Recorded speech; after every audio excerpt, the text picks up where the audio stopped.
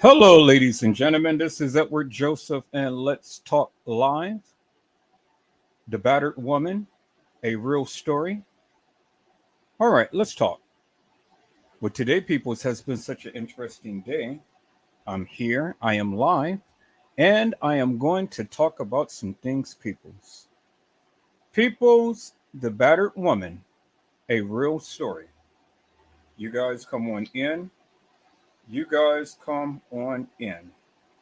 You guys come on in, for there's so much to talk about, peoples. You guys come on in. Peoples, I am here and I am back, and I am going to talk to you about the battered woman, a real story. Peoples, it is very interesting indeed to learn and understand that many people in this world has gone through some situations in life. Many women has been used, many women has been abused. Many women has been scorned. Many women has been talked about mentally and physically, emotionally, peoples. Many women had to endure such heartaches and pain. But yet many women are still going through this day. If I was to go ahead and take a poll, well, there will be many women that will have chimed out to say, I am one who has been battered, beaten, and broken. I am one that has been used and abused and scorned. I am one of those people who you call a battered woman. And so, peoples, when we sit back and we look at the battered woman, well, it's not to what people would think one would have endured this day. For people don't look like they have been beaten or broken, but yet people are suffering silently. People are suffering silently and for no good reason, peoples. But see, peoples, that is okay because even in the midst of your suffering, you have to know that there is help. There is help. And you have to know that even though there is help, you have to be one of the stronger ones to reach out. You have to open up and you have to say something. Because if you don't say anything, well, then that of what you have been going through will continue. It will continue, peoples. And so it is up to you to break the cycle that you're in. You have to build up enough courage within yourself to say, hey, I am here. I am battered. I am broken, but I need help. Hello, Mildred Wilkins. How are you, ma'am? It is a blessing to see you on tonight. Mildred Wilkins says, hello, everyone. Have a blessed night. And so, peoples, I wanted to talk about the battered woman because of the simple fact that I do understand wholesomely. I do understand. I see it daily for what different ones go through. You may have an abusive husband. You may have an abusive friend. You may have an abusive loved one. But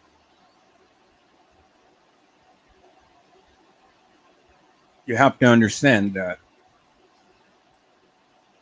if you don't say anything, it will continue.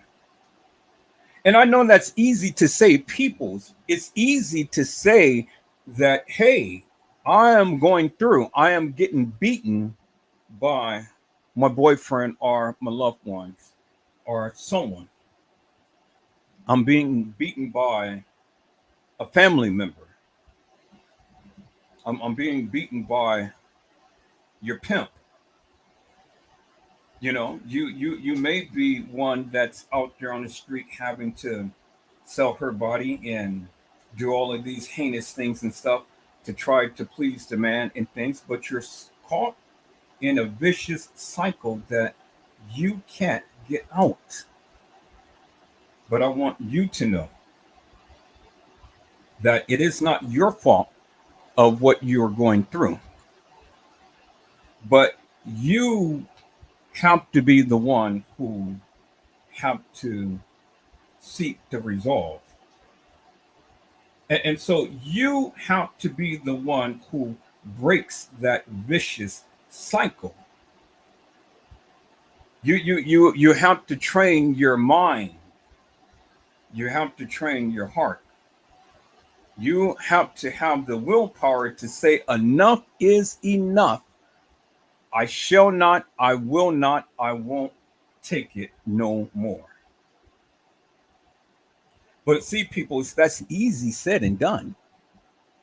Because the one thing that many of us do in this day and age is we tend to judge the people based upon that of what we see. Man looks after the outer appearance, but God looks after the heart. And so when one is broken, one doesn't know how to and what to do. And so, peoples, my question is, are you broken? Are you beaten and are you battered? Are you one that is going through with your loved one? Is there someone that you love so much that you cannot seem to let it go? I mean, is it that he has that certain allure, that certain charm, that certain personality that just literally tickles your heels every time he speaks? Does he all the time comfort you, but yet beat up on you and apologizes? Does he give you money? Does he buy you things to try to buy your love or try to buy your silence? What is it about the person that is doing these things to you that is keeping you hostage? What is it? Do you have low self esteem? Is it that you were so beaten and broken and battered that you can't see anything else other than that of what you're going through?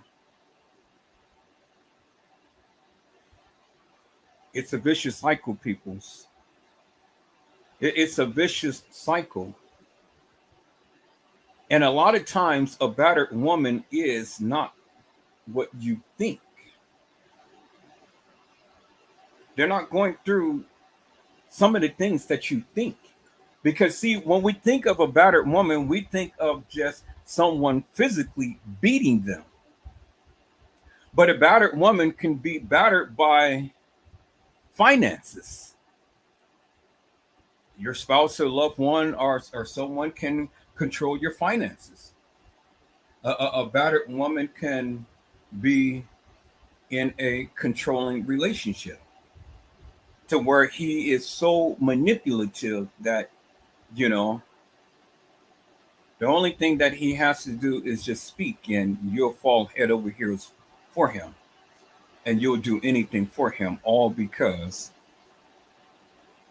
you're in love. And so love is blind, people, sometimes. Love is really blind sometimes. People say that they love you, but if they love you, well, then they wouldn't harm you. So, what is it that can be said, or what is it that can be done to a battered woman?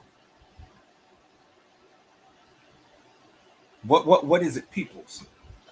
I want to go through some. I want to go through some scenarios, peoples. I want to talk about some different scenarios of a battered woman, and I want to talk to you tonight wholesomely. I'm just trying to gather my notes, peoples. I'm trying to, because I had all of this and stuff, but man, I should have gave myself a little bit more time, but that's okay because I'm going to press forth through this one tonight because I need to speak to someone on tonight. Someone is broken right now. Someone is contemplating on watching this live, but yet they didn't like the title. So they said, well, I may not watch the live or be there while he's live, but I'm going to watch it afterwards to see what he had to say. But however this may come to you, peoples, that is okay. Just know that you're not alone and that is help available. It is.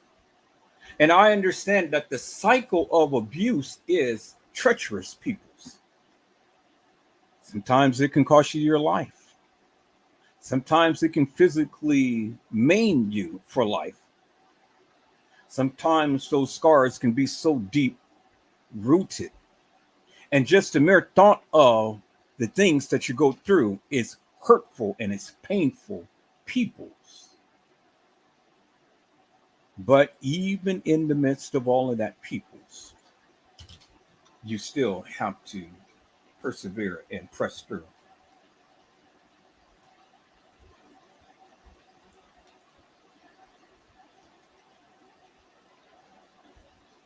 And so, peoples, it's really something, peoples. It's this is a hard topic to talk about, peoples. It's a real hard topic to talk about because the one thing that people have in mind when you talk about a battered woman is, girl, don't let nobody do that to you. You can just walk away. You can just walk away. You don't let nobody put their hands on you. But see, that's easy for people to say, but it's not easy for people to understand. It's not easy for people to understand, peoples.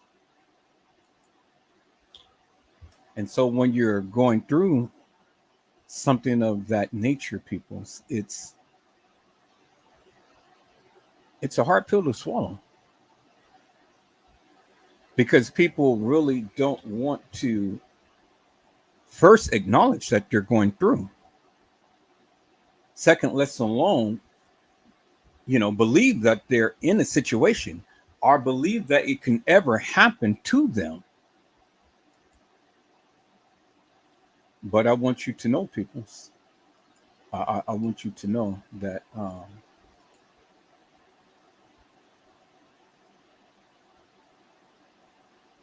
even in the midst of, no matter what the circumstances may be, you have to persevere, peoples.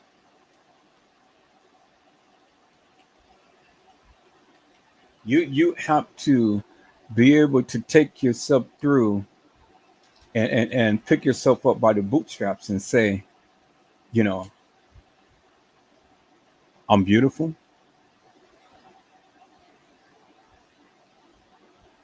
And I don't deserve to be treated in such a way.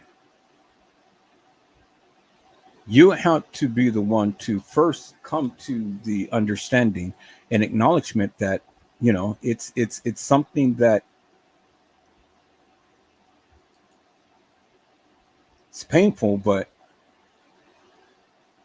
you got to come to the acknowledgement, because once you come to the acknowledgement, peoples, well, then it becomes easier to deal with. And then that's the first thing.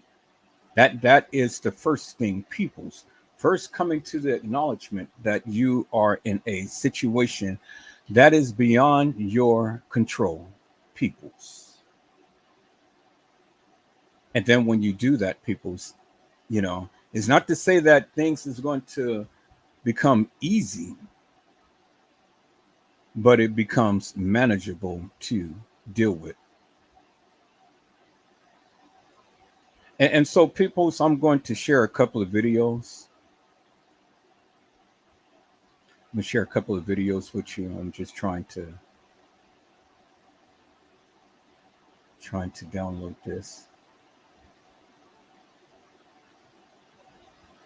And well, no, I'm just going to let it play.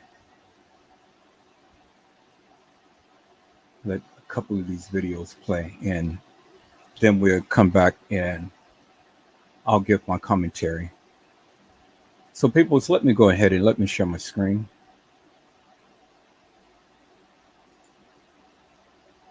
Let me share my screen, peoples.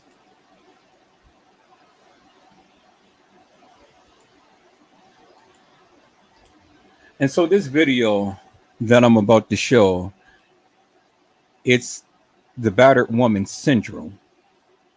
This is just an overview of causes and examples of a woman who has been battered.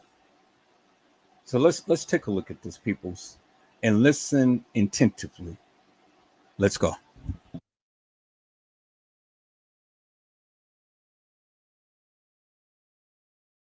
In 1984, the film The Burning Bed was released. It was based on the true story of Francine Hughes, who was eventually found not guilty of her husband's murder. Portrayed by actress Farrah Fawcett, the movie tells a dark tale of years of domestic violence and rape suffered by Hughes at the hands of her husband. Although Hughes tries to get help, none seemed to be available to her. After one particularly brutal incident and rape, Francine decides to set the bed on fire with her husband in it, eventually killing him. The movie raised awareness about domestic violence and battered woman syndrome. At her trial, Francine Hughes was found not guilty by reason of insanity. Domestic violence is the intentional infliction of harm directed towards a domestic partner, spouse, child, or another member of someone's household. It can take the form of physical injury, sexual assault, or verbal abuse, and has the potential to have lasting psychological consequences.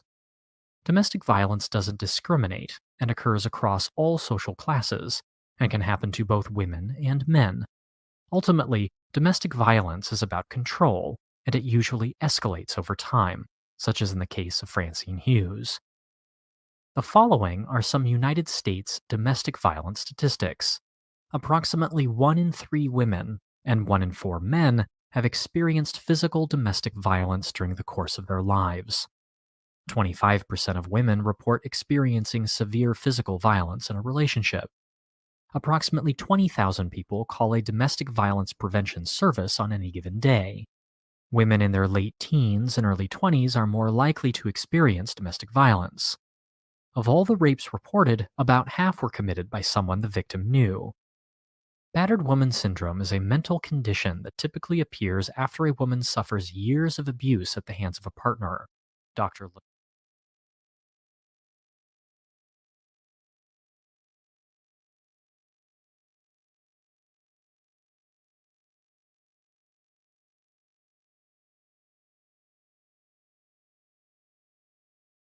Okay, people, as you guys give me a moment, I have to share something a little different.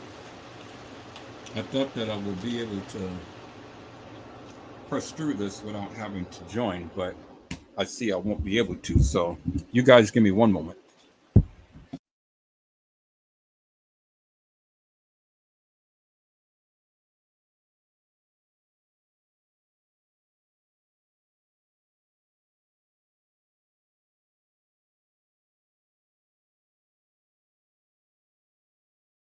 Wow, I thought that I had some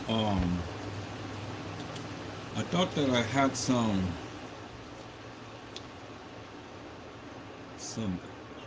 water, but I see that I don't. Ah, oh well, okay. I'm gonna sit here and crack a beer real quick. You got me a Modelo, but I'm gonna have to leave here at some point and go to the store and get me some type of something other than just this beer. But I'm gonna crack this right now. Y'all hold on for a second.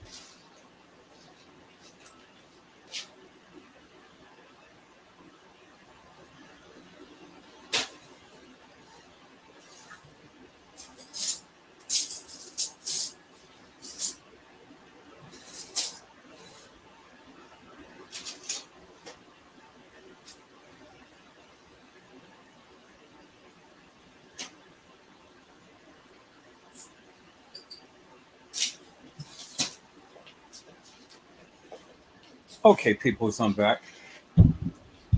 So I was gonna come tonight, and I was going to cite a case study about the battered woman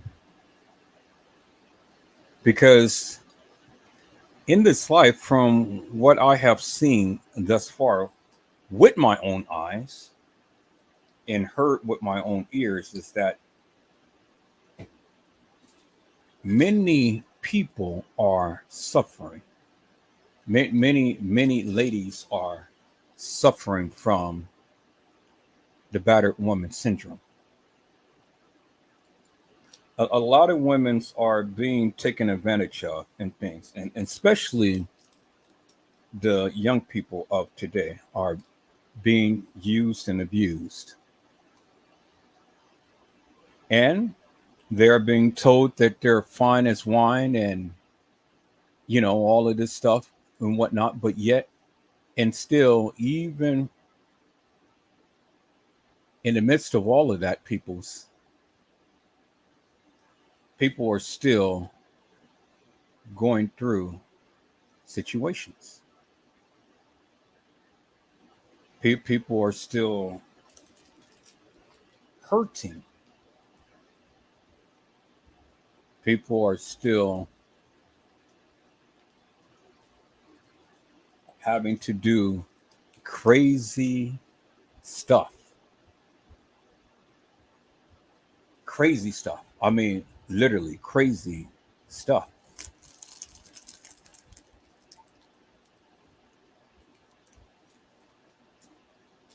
And I was like, at one point, why do you put yourself through that? Why don't you just leave the man and not worry about all of this? But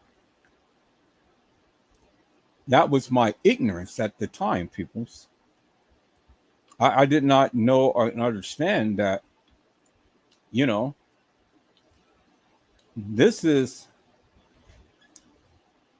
a syndrome. This is all about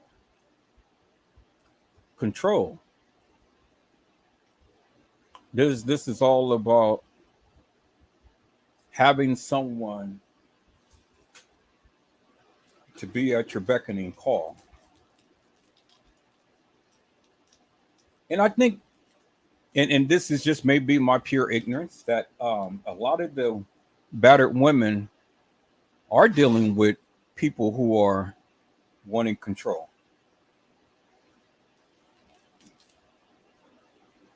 I think that is pretty much one of the root cause of them doing the things that they do. The person, the perpetrator, maybe one who has low self-esteem, you know, and want the people to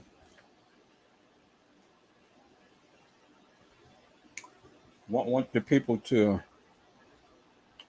bow down to them. And by all means necessary, you know, fulfill whatever their desires is and things.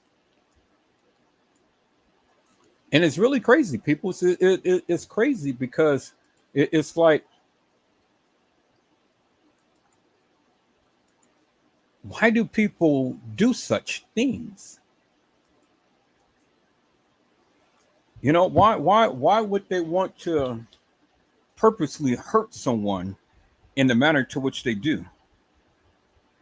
You know, why would you belittle the person in such a way, or beat up on a person, or harm the person like that? Why? What joy and pleasure does it give you to do that?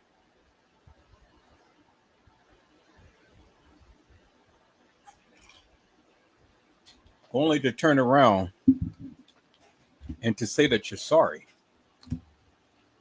and yet at some point in time do it again and again and again and again.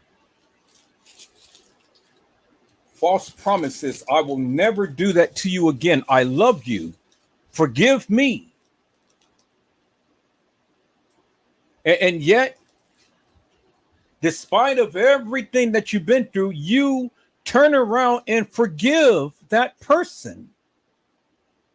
And you show them even more love and affection, hoping that it will all end. But it never does. It just only escalates because it becomes a common thing. If he hits you once, he's going to hit you again. If he says something derogatory once, he's going to say it again.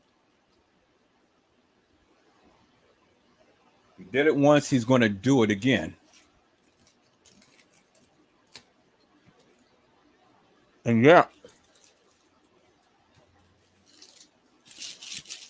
you sit with great patience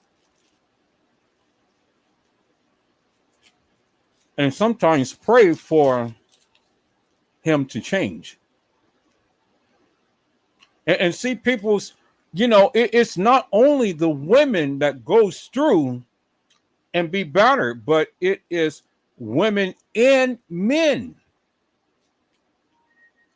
But today, peoples, I want to focus upon the women. I want to focus on the women, peoples. I want this young lady to speak to you and to let you know this is what she has been dealing with for the longest time. So I had to just make sure that I don't have this and I don't play it off the internet, and I can play it off my computer. So if you guys give me a moment, I'm going to play this video. And this young lady is going to tell you her plight, tell you the various things that she had to endure at the hands of a monster. And see, peoples, I was ignorant to the fact at one point to where, why are you going to let anybody just raise their hands up to you? You don't strike me as one that would take anything from anybody. She smiled in my face, but yet was crying on the inside. Held back the tears and things from years of abuse. And I didn't even recognize it. I did not even know until one day she had broke down and she had told me that of what she was enduring.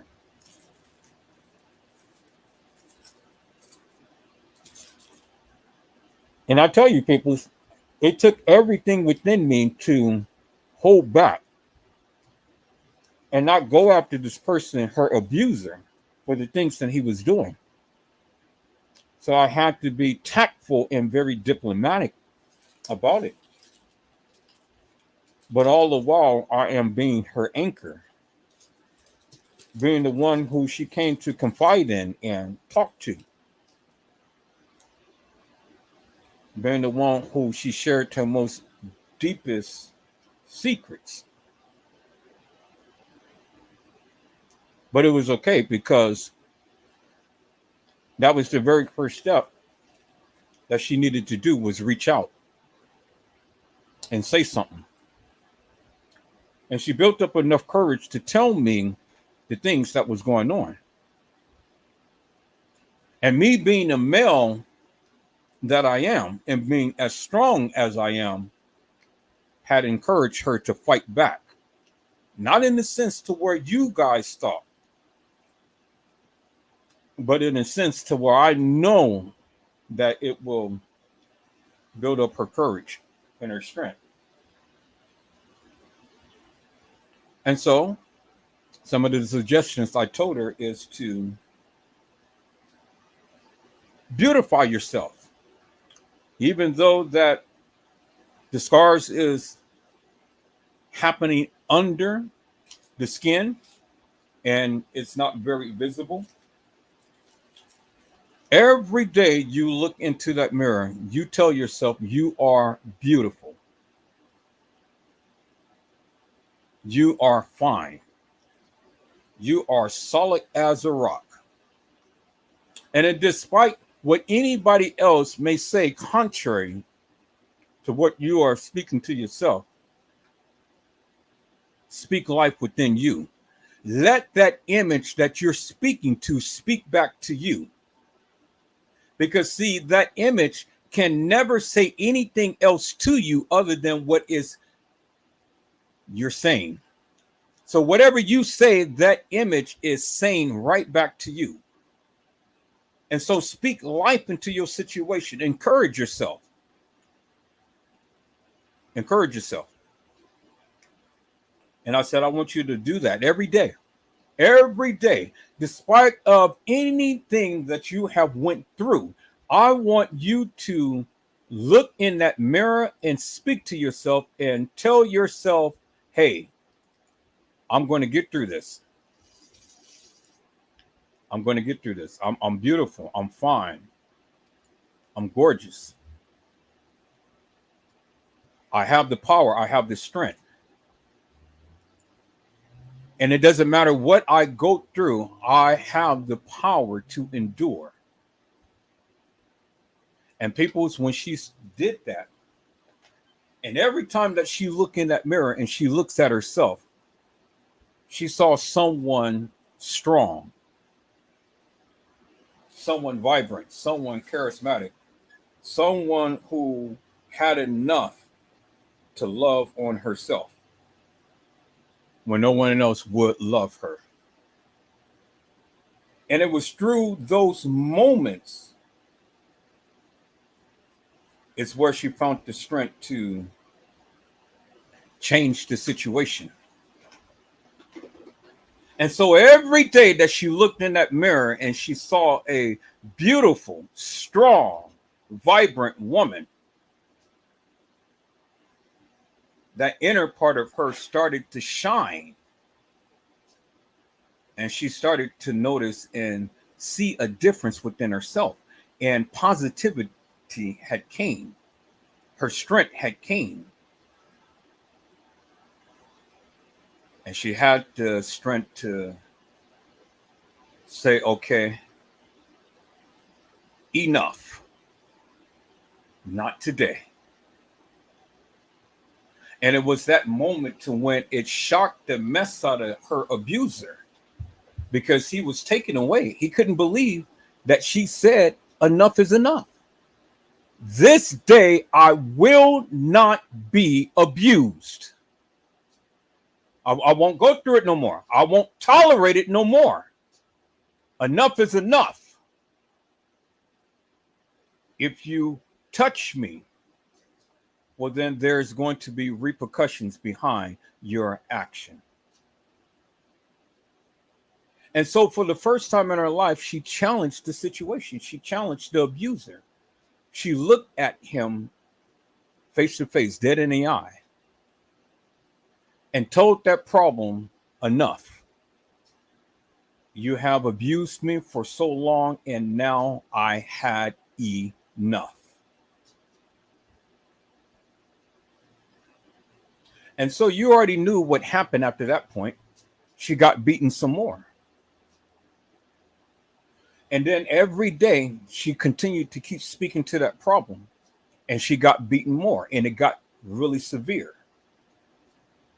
But yet she was undeterred to finally he struck and she caught his hand and she struck back right between the legs and brought him down to his knees. And she said, I said enough. Now, see, it was at that moment people said he was so vulnerable because he was on his knees. He couldn't fight back in the manner to which he did at that point.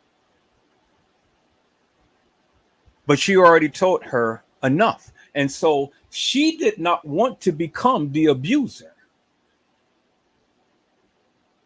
She didn't want to become just like him. And it was at that moment, while he was on her knees, he had to look up to her. And when he looked up to her, she told him, this day I'm gone. And I'm going to start a new life. I had enough. This day I will never be touched in the manner to which I was touched by you, by anybody, by you or anybody ever again. I'm taking my life back. I'm beautiful. I'm fine. I'm sophisticated. Everything that she had said to herself in that mirror on that day, it was like she was looking into the mirror and telling herself and encouraging herself.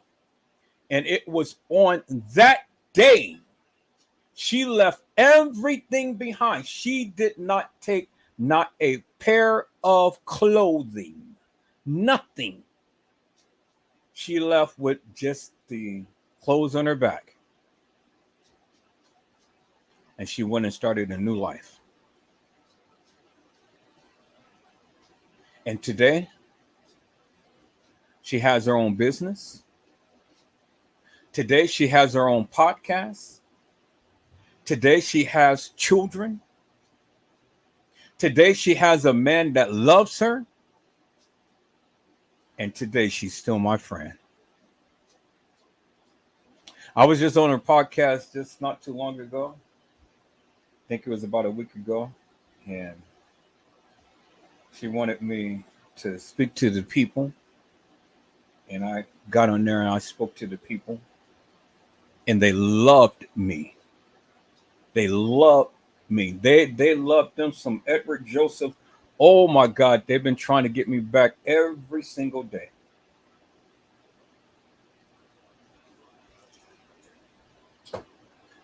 And I told her, you know, you taught me something, Mel. I've been going through a depression. I haven't been battered or beaten or broken, but I had my heart broken because the very one who I loved is not here any longer. And so I went through a bout of depression. And I'm just now getting out of it. Just now realizing and understanding what makes me happy. Realizing my strength and taking it back to how I am and who I am. Doing the very things that I love to do, and that is just talk to the people. Encourage the people. Just talk to the people. You don't have to have everybody on your platform. You don't have to show all videos and read text messages and do all of that stuff. Just talk to the people and tell the people your story.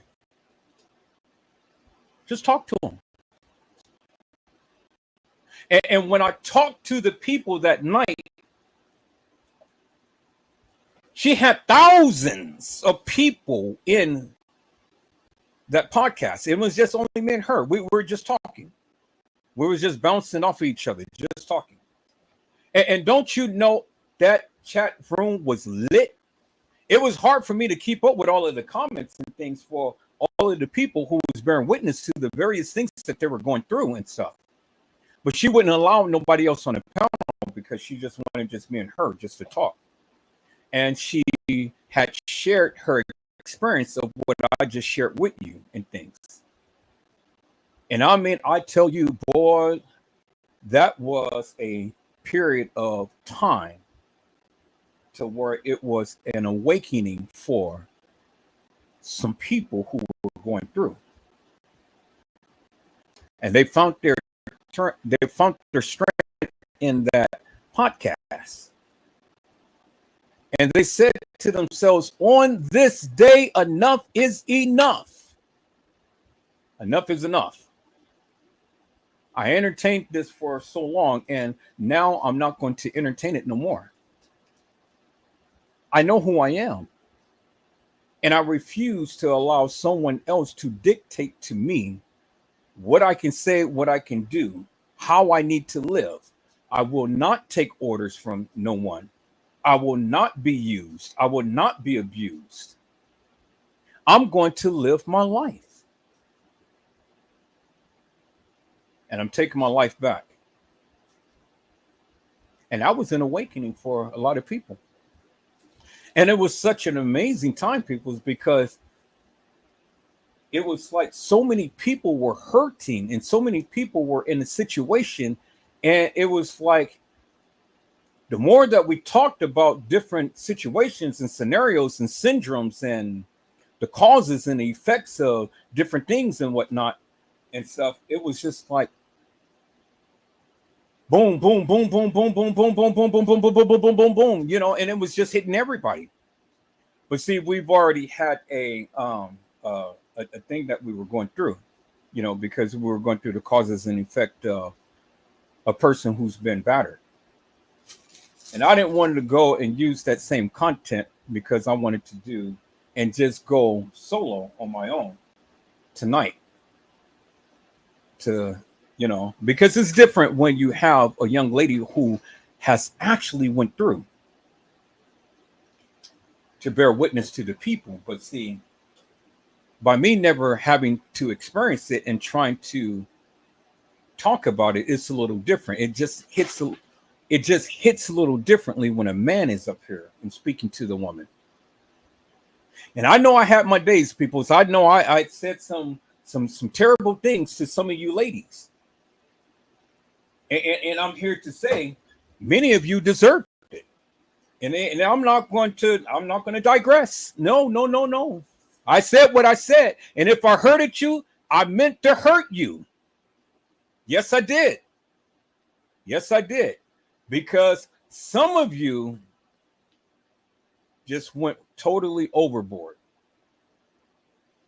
But then some of you, I didn't mean to, and I apologize for that.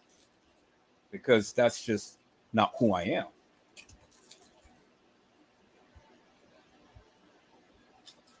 But I had to come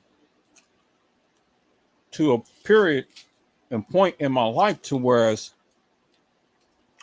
hey, you can attract bees with honey more so than you can vinegar. And so even though that the people may get egregious and obnoxious and things, understand that you have to be the one in control. They don't control you. They don't control your attitude. They don't control nothing about you. You control it. And so you have to control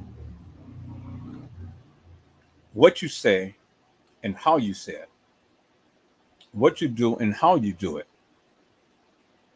And I'm learning that, people. So I'm learning that.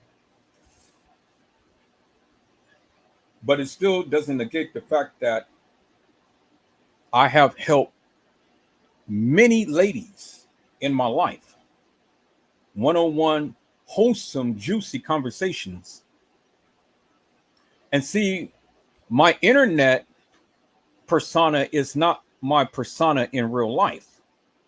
See, I have to come strong and abrasive at times and things, and I have to come unhinged and, gruff and things, because this is the only way that some of you know how to interact. But other times, that softer side of me shows, you know.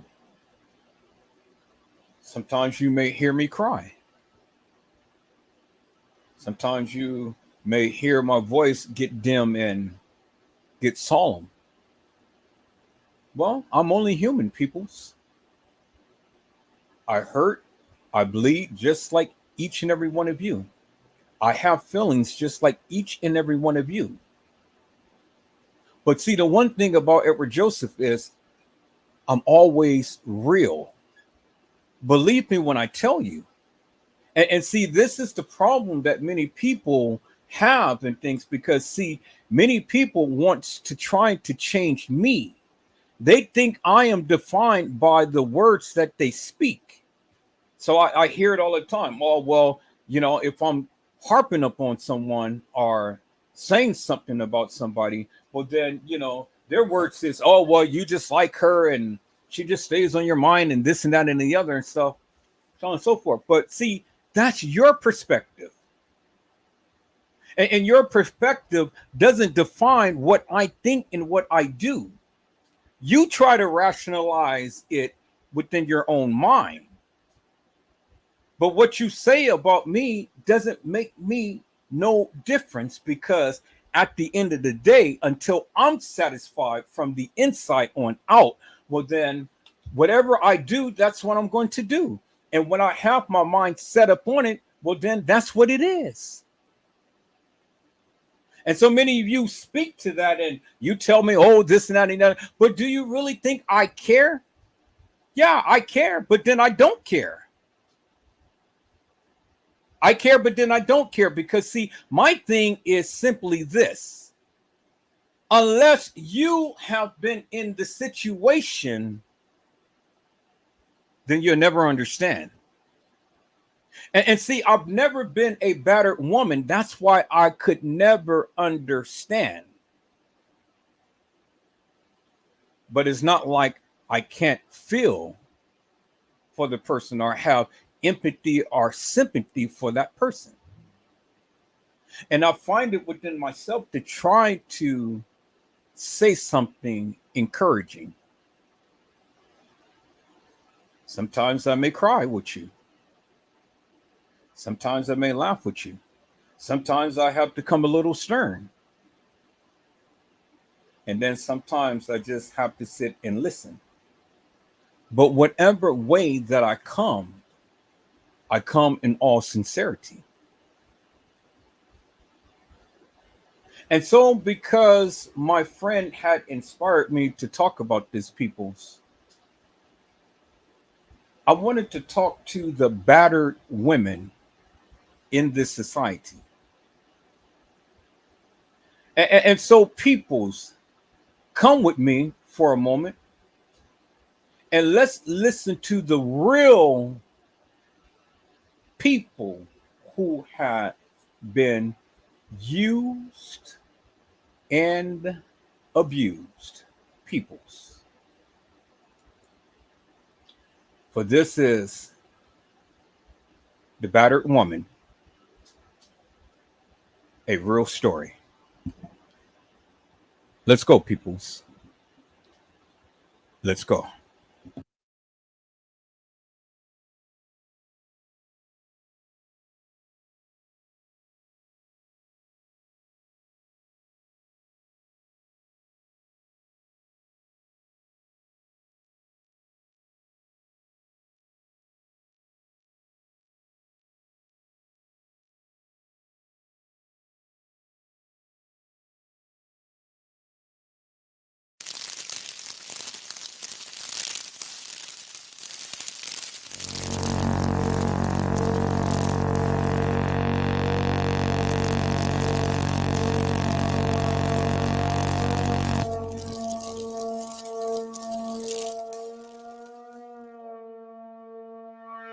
No. No.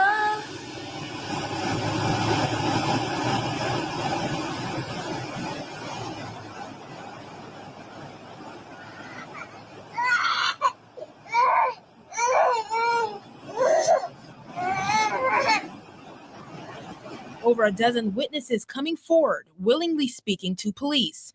According to court testimony, witnesses say they watched as Destiny Virgin frantically exited a car and ran down Macon Road, screaming while narrowly missing oncoming traffic. Please know this, that I once walked, breathed, loved, just like you.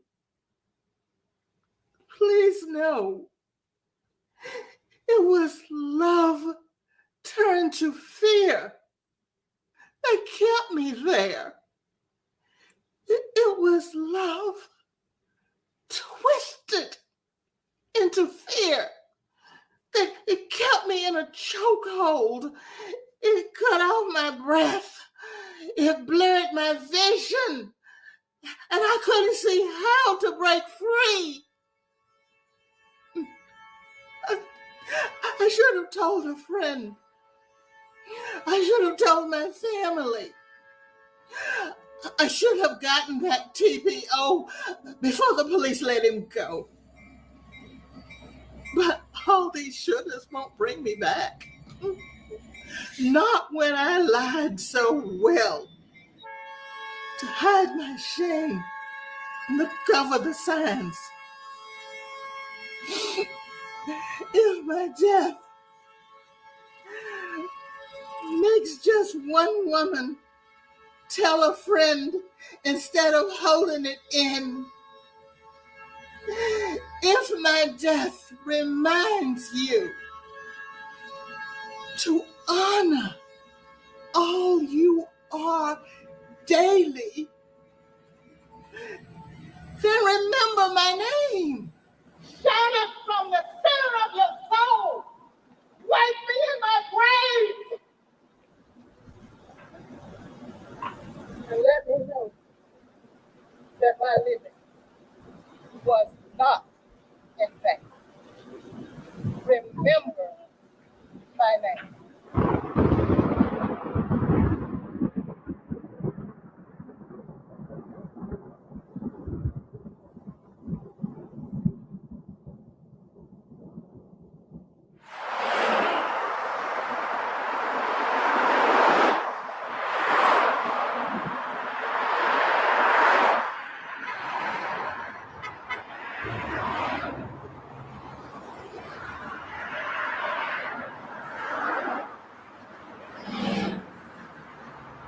My message is to other parents that thank you.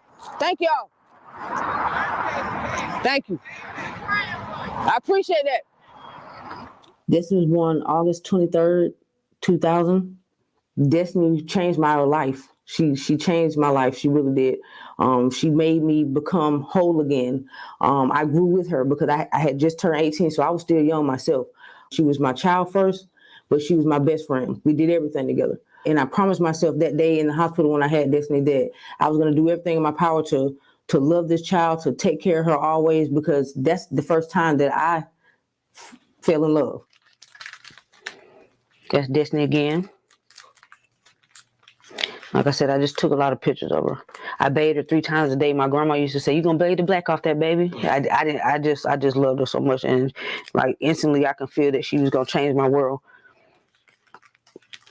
Because I was in a dark place when I had her.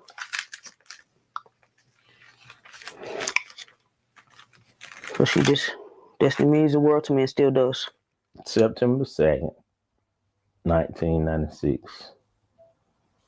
She changed my whole life. I did a complete 360 when I had her, man. It was like I just fell off the face of the earth and just dedicated all my time to her. So we just had this bond that was like unbreakable. And that Mariah's dad is like family to me. I've known them forever. Mariah and Ivory used to sit in my kitchen playing Barbie dolls and eating cookies while Zach and the family were all hanging out together, like when we'd have Sunday dinners. So I've known Mariah all her life. And Ivory and Mariah went to Carver High School together. They were very close, very close. But I know my daughter wasn't, she had a little wild side on it too, but as far as what her friends tell me, I could say she was loved by many. When she bring her friends over, they talk about it, and I'm getting to the point where I'm seeing bruises on my daughter, and like, baby, what's wrong with you? What's wrong with your eye? What's wrong with your arm? Nothing. The typical kid's gonna tell you it ain't nothing, but as a parent, that is something. The typical, I fell, I heard this when I was running and stuff like that. That you tell them, I heard them before.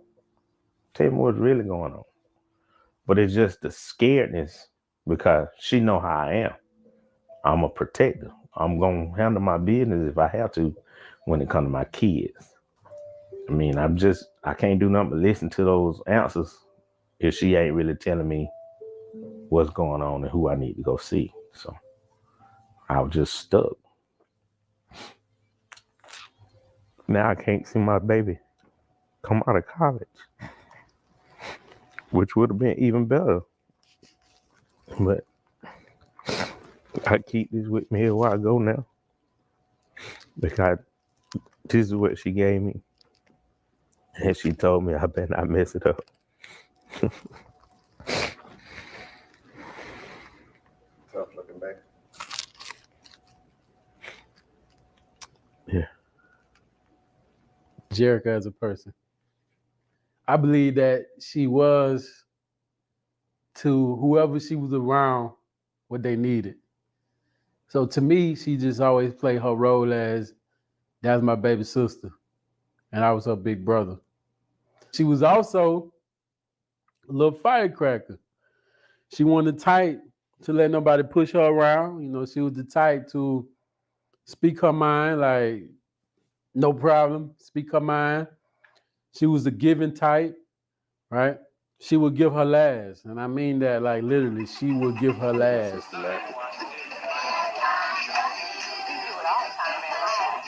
This was Annie, little Annie, the one that lived with my mama. This was her awards day. This was the actual last awards day that my sister gonna be able to go to with her children. And this is it right here. Get it, mama. That's my sister saying, get it, mama.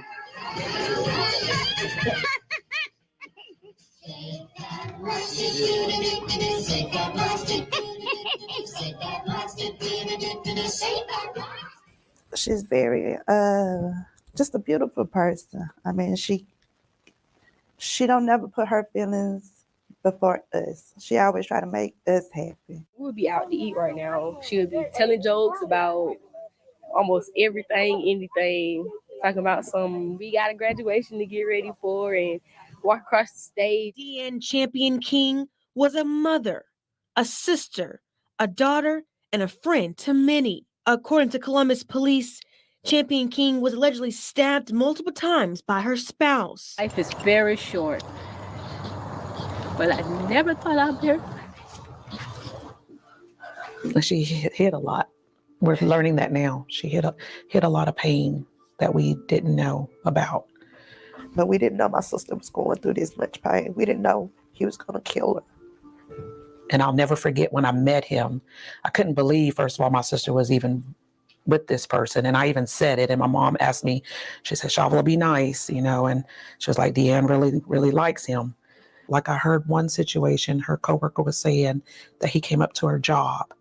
And they said all of the people in the kitchen, all the guys, literally went out to go beat him up because he was being physical with her there at the restaurant. She used to be one of the managers at Outback. And they had to run him off the property, from my understanding.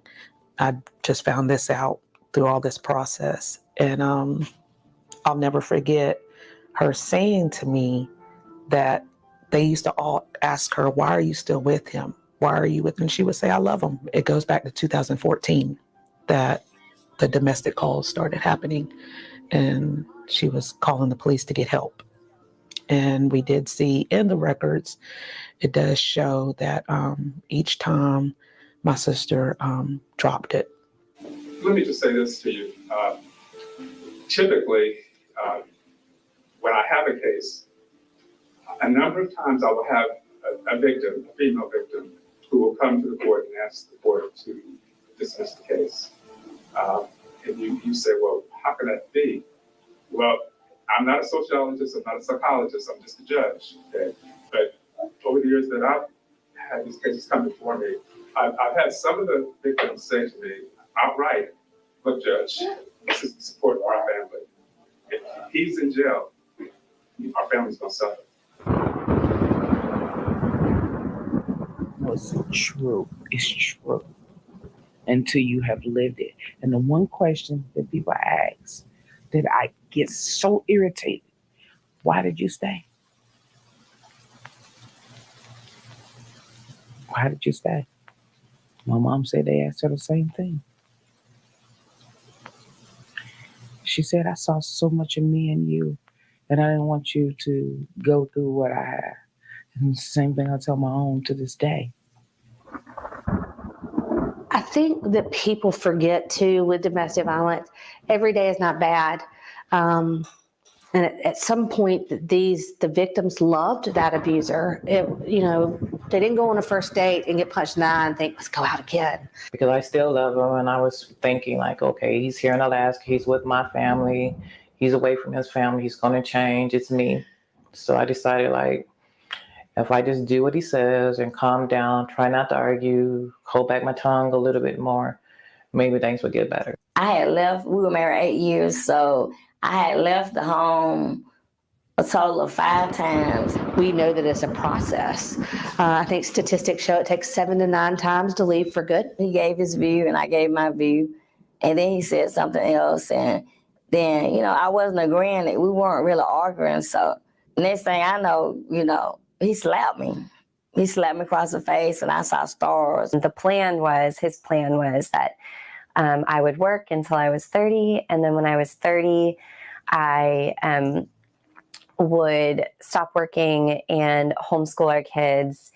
And like the whole plan was laid out for me. And I graduated from college and decided maybe that I wanted to go get my master's. And we had a conversation where he said, like, what's the point of you getting your master's, because you're going to stop working when you're 30 and going to start raising kids. So there's no point in you going to get your master's. I was asking him to change some things, and he said, I like myself and I'm not going to change. And then he followed up with saying that if I would have known that you were going to change your mind about the plan that he had, I never would have married you. I don't see why you're making this a bigger deal than it has to be. There is a quiet, eerie scene now at this Elizabeth Canty apartment in South Columbus where blood splatters are still visible outside the front door. Inside, 4 victims butchered to death, including a 3-year-old, 1-year-old, and infant baby girl.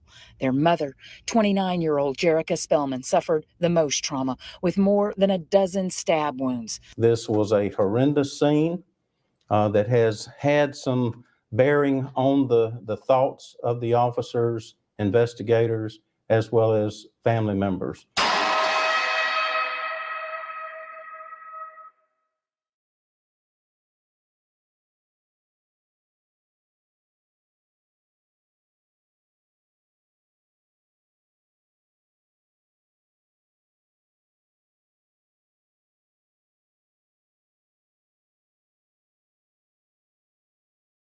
While domestic violence might not discriminate, public reaction does.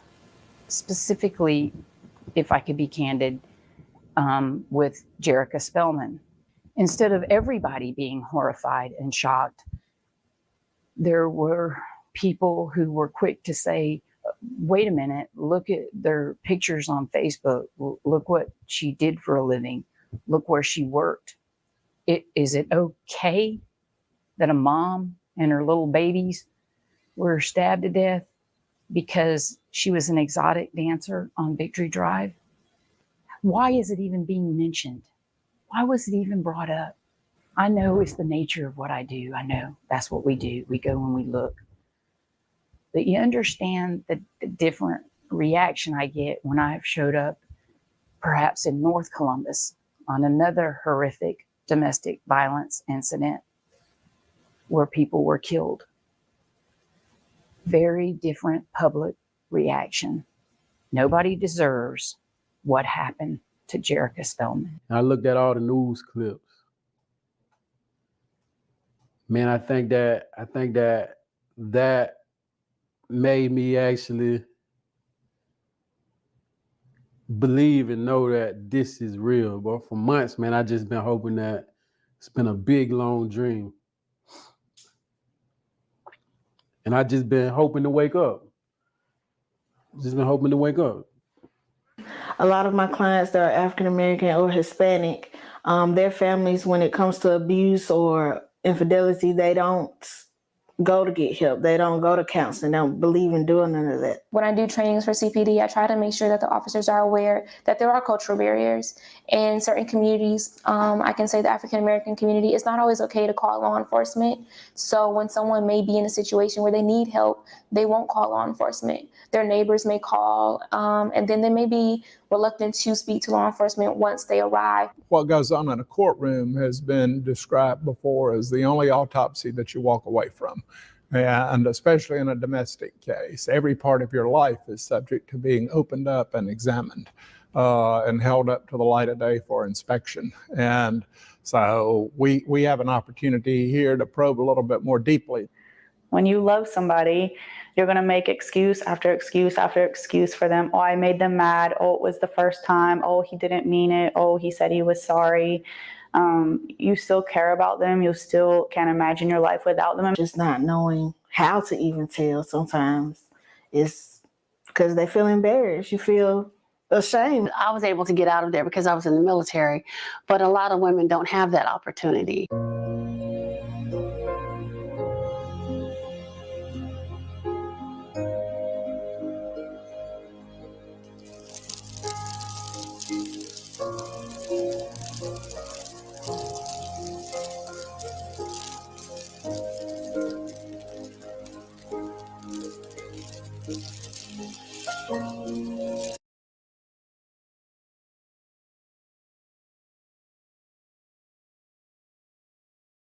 And so I wanted to come back here just to speak for one moment, if I may. I wanted to come back here and speak for one moment.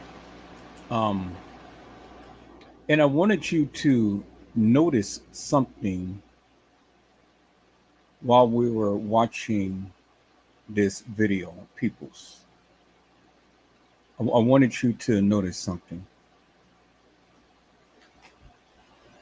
The difference in the behaviors with the different races that they had shown. Notice the young lady said that she was in the military and she was able to escape the abuse. But a lot of women don't have that opportunity. Notice how the young lady had stated that even in the midst of the abuse happening, you still feel a sense of guilt. You still feel a sense of love and compassion and needing companionship. Notice the other young lady said that, well, I'm just going to endure this and I'm going to tone down a little bit and change a little bit, and hopefully he'll forget about what he has done. Notice that everyone had an excuse as to why they allowed the abuse to continue. It wasn't a one-off fix-all. But notice that every last one of them stayed in the relationship at one point in time. These are the survivors, peoples. These are the real stories of the battered woman.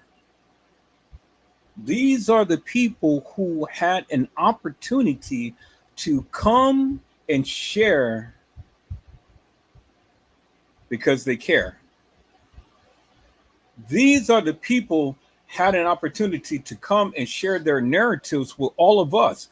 We're on the outside looking in, not fully comprehending or understanding the plight that had befell them.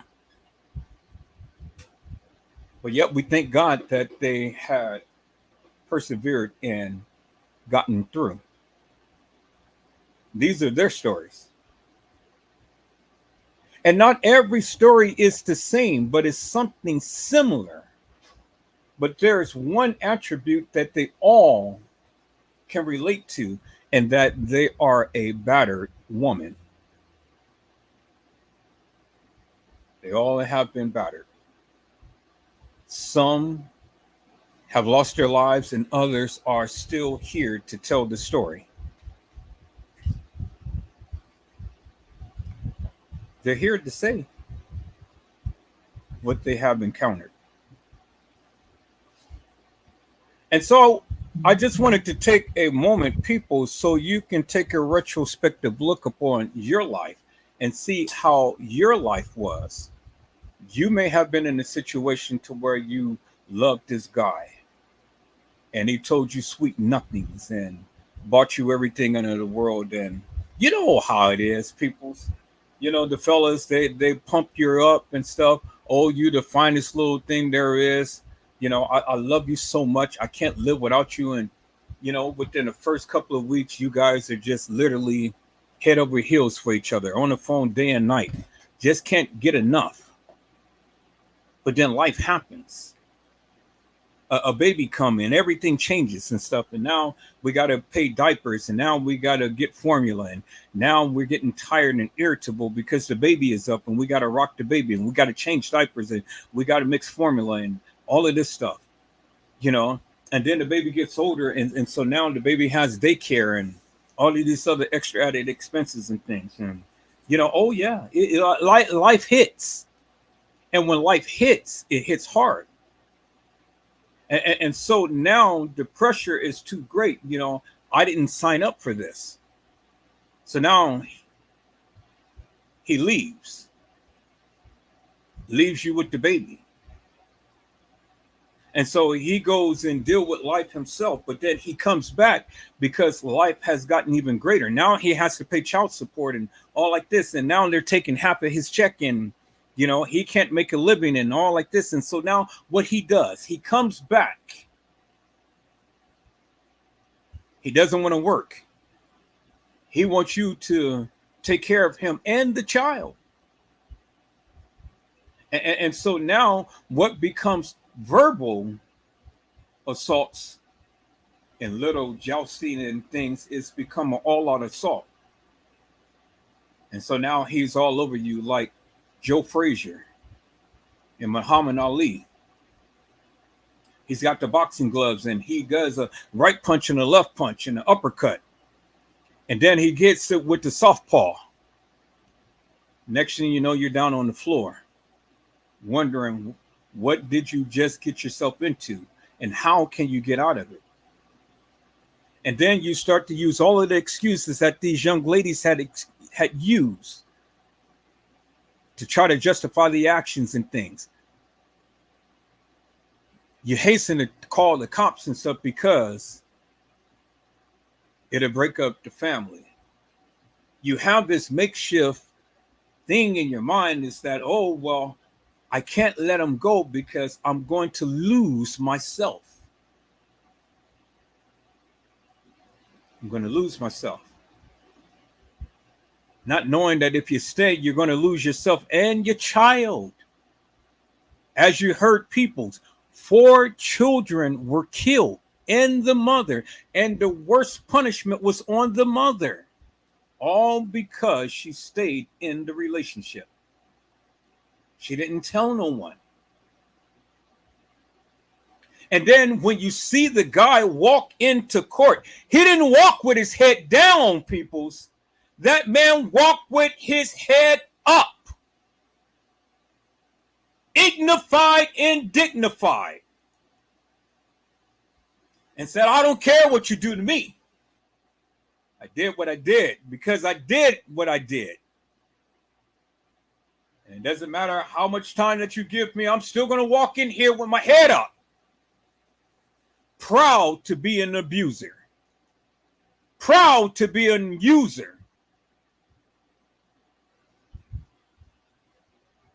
And that's sad, peoples.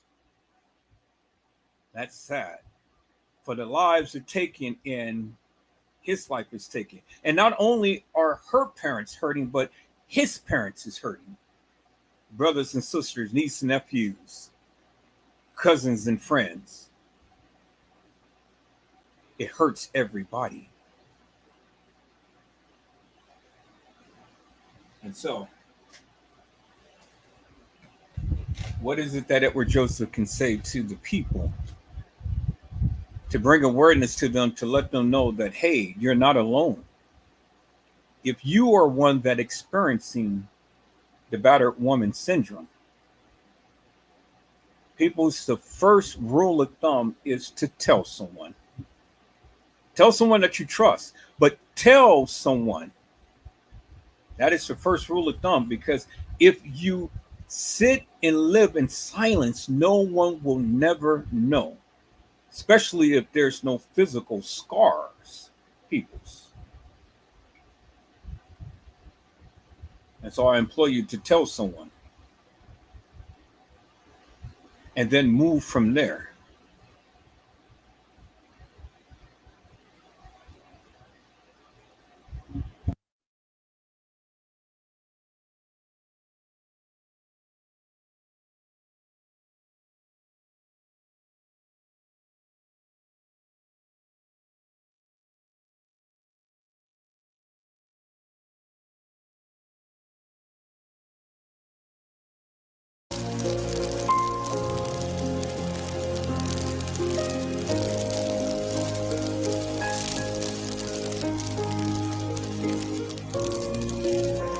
And I knew what she was going through when I looked at her. She's about my complexion, probably a bit darker. And I know, I saw the bruises. And I held her. And I told her, violence, especially domestic violence, is nothing to play with. I'm one of the lucky ones. So I haven't even begun to tell you how I had to hide every sharp object in the house. I pulled up the trash and I placed them all under the trash bag and put the trash back in there. How I had to start over from scratch with nothing. Domestic violence and dating violence are not the same. When you call a situation with a high schooler domestic violence, it kind of invalidates their situation a little bit, because when you think of domestic violence, you think of something happening in a household. When you think of two teenagers that are in an abusive relationship, they don't live together. They don't have children. Well, in some cases, they don't have children together. So that's not a domestic situation. That's a dating violence situation. I would say it's a combination of both. When I'm on the scene, I become a little bit more withdrawn, not to reflect my emotions on the people that are out in the crowd or the families. Later is when anger hits me. And then I get mad at the circumstances and why they had to go to that level. Destiny was in a very abusive relationship. My baby driving down Woodruff Farm Road. Yep. We almost home. She concentrating extra hard. Get in there, girl. Ain't using damn signal light, but it's okay. I just did. Wanna ride through damn stop signs and shit, you know what I'm saying? California stopping. When she get that ticket, I'm jumping out the car and tell the cops she stole it. I was at the house. Good job, baby. Her curfew was 9:30 because it was a weekday. So I had said, Destiny, I believe this was on a Thursday. I said, Destiny, make sure you home on time now. She was like, I'm just gonna go out to eat, then we're gonna come home. 10 o'clock rolled around. And actually, I didn't even wait till 10. It was like 9:35 because I'm sitting here like, usually she'll walk in the door like 9:29, 9:28. She's skinning it by her teeth, but she don't be late, you know. So I'm like, okay, something ain't right. You know, Destiny is 9:35. Then she's not answering her phone, nor is she answering her text messages. 10 o'clock rolls around. Finally, I get a message back and I said, Destiny, you're late. What's going on? And it was the way the message read, that wasn't my baby texting me because I can tell how it was worded, the way it was spelled. I mean, Destiny didn't talk like that. So I knew then it wasn't her. So this young lady was reported missing by her mother on Friday, April 27th, 2018. I had called the police that morning before I got ready to go to work because once I stayed up all night, I couldn't sleep. I'm blowing up her phone. I'm leaving messages, and he was texting me back again, but I knew it wasn't Destiny because of the way the stuff that he was saying. You know, it didn't even make any sense. The case was taken one day and then it was assigned the next. The detective went on and got as much information from the officer. And what we do is go ahead and put people on the news. We do a flyer and we send it to all the media outlets and we send it to the patrol officers. After I made the report, I started looking for her myself. I have a friend named LaTanya Merritt. We hit the ball rolling, hit them streets. We made flyers. I wasn't going to stop until I found her. We did get information that she was being held against her will at a certain location. The officers went to that location. I said from that point on, once my child said that she wanted to come home and you wouldn't let her come, that was kidnapping. We took her to the hospital. And when they found her, she did have a black eye and some bruises to her face. After they released her from, after she walked out the house, they let her walk out. They had Mr. Irvin in cuffs. And she stated they were caused by the person she was with. They didn't initially charge him with kidnapping at first. They charged him with just obstruction, battery, and criminal trespassing. The criminal trespassing was because he took her phone and damaged it, prevented her from calling. His grandmother, she briefly talked to me after the kidnapping. And she was just like, you know, she said, I told some of your daughter's friends that came to pick her up a couple times from over here when they had gotten to it. She was like, I tell her friends that don't bring her back over here because my grandson hurts her. But we know that at some point,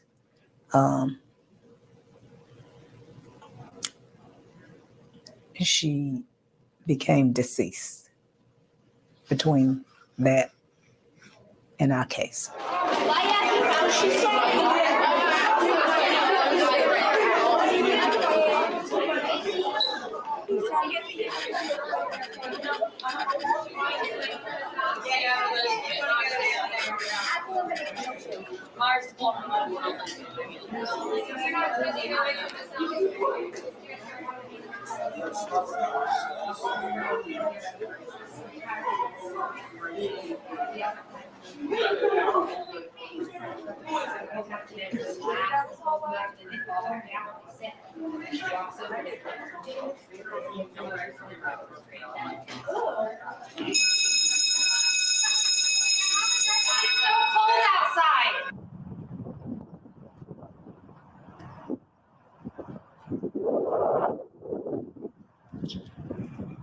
Out of all the other places, it's Georgia. And it's like, this is where I stay. This is where we live. And that's just crazy to hear. Like, where you live at, domestic violence is going on around. Like, you know, I would be very surprised. Domestic violence to me is basically a man hurting a woman or a woman hurting a man. Like in the hallways, I seen about twice. Girls got like thrown up against the lockers with their little boyfriend or whatever. You know, I don't know if that's violence. I think that's violence though. That is violence. Yes, they throw her up against the locker. I was like, oh my gosh, do I need to be saying something? There's different like perspectives of violence though. It can be verbally, it can be physically. I've experienced both, not me, but I've seen like both situations, people close to me, and it doesn't just affect you, you know. It was my freshman year, and I think he was like a junior or a senior, and he had a girlfriend that was a freshman, and he basically took advantage of her, and he did hit her a couple times. Were you there? Oh, yeah. Homecoming pep rally. Homecoming pep rally. I was just standing at the bottom of the bleachers, and then you just see all HE double hockey sticks break loose, and it was the girl started fighting her boyfriend. They were in a relationship. They disagreed on simple stuff, and he hit her. She was driving, hit her, made her drive into the ditch. And some people are just so, I don't want to say desperate, but desperate to find someone that gives them that attention or take care of them in that way. And that's the only way they can find it is through an abuser. For me, as like a person, like I want to get to know the person that I'm going to date, because like if you're crazy, I don't need crazy in my life. Oh, no. Just hopping on a train to hop on it is not, like, our generation does that a lot. And I feel like that's where a lot of the statistics come from. Look, man, I'm tired of this, bro. Like, you steady on me all the time. I can't do nothing. I can't go nowhere. Like, I don't be doing this to you, man. Like, let me live my I would say for me, one of my friends were in an abusive relationship, and it affected me because it felt like I didn't know what was going on until after the fact. And that was like months after. So it felt like you couldn't do anything about it. And you were just there, like you knew nothing about it, and it affected your friend. And you know, when your friend hurts, you hurt. I had an opportunity to engage in conversation with a superior court judge. I explained to him that we should have some form of domestic violence taught at least starting in the 9th grade. The judge said, Muskogee County Schools have these children 8 hours a day for 180 days a year. Let's talk about the other 84% of their time.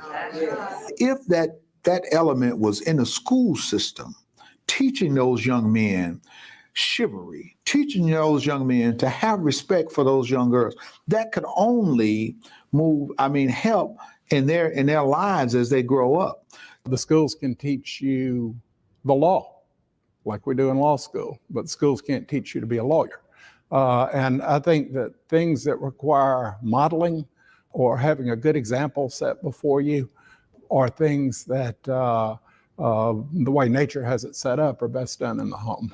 And so I don't think we should ever fall into the trap of concluding that what we do in schools is a good substitute for being a good mom or dad. The one thing that I know for a fact, 90% of felons that have been convicted of, 90% in this nation, if you look back through their history, their upbringing, somewhere they saw domestic violence. No, we live in a society that is telling messages every day that we should be violent. And yes, boys are leading the pack because there's a male culture, but the ladies are coming pretty good. They were catching up. I was at a school mentoring kids, and I saw a young lady. Boys walking down the hall, and they're on two different sides. She walks over to the boy and slaps the boy right in front of my face, in front of the principal. So I called the principal back next day. I said, well, what happened with that? Well, she said that it stemmed from something that the boy said earlier, the day before. But then I realized that she had not been taught conflict resolution because that was violence. Well, I was like, we have to get our project done. Mm-hmm. And she was out with like everybody else in the classroom. We had like 2 days left. And, this classroom, we need time to edit. And there's not enough time as class. So that means I got to come after school. Mm-hmm. So then she was like, well, I've been trying. I was like, no, you haven't. Then I got popped right there. If the roles were reversed, the whole situation would have been handled differently. That's why I go back to we all need to be held accountable. Women, men, we all need to be held accountable for what we do, our actions. Yeah, absolutely. My second wife and I, there was domestic violence on her part in our marriage. She was a paranoid schizophrenic, and she would attack me. One minute she'd kiss me, and the next minute she'd slap me. The men sometimes aren't aware that what they were experiencing was unhealthy and abusive, even if it wasn't physical. Because we had one guy, he was getting SSI, so he was on a limited income, and the girlfriend would try to take all his money, act up on him, leave the children with him, make it where he couldn't do anything. My children are grown now, but they still remember those nights of her violently attacking me and me having to hold her off, basically. I'd usually go into another room and lock the door so she couldn't get in until she'd calm down. You know, parents have to realize that these are going to be their child's memory of their childhood for life. And do you want their memory of their childhood to be of trauma and parents arguing all the time and dysfunction? Because that's what they're going to remember as their life growing up. You'll see kids that are call their mom stupid because that's what their dad has said. So you have to almost retrain kids, or who's here to say that's not how we talk to people and that's not what happens. It's just so disheartening. After Tatum's birthday party and we were at the house, Taylor was sitting at the kitchen counter and he said, everybody else has their mommy. Why don't we have our mommy? I want my mommy. And we just lost it. Yeah.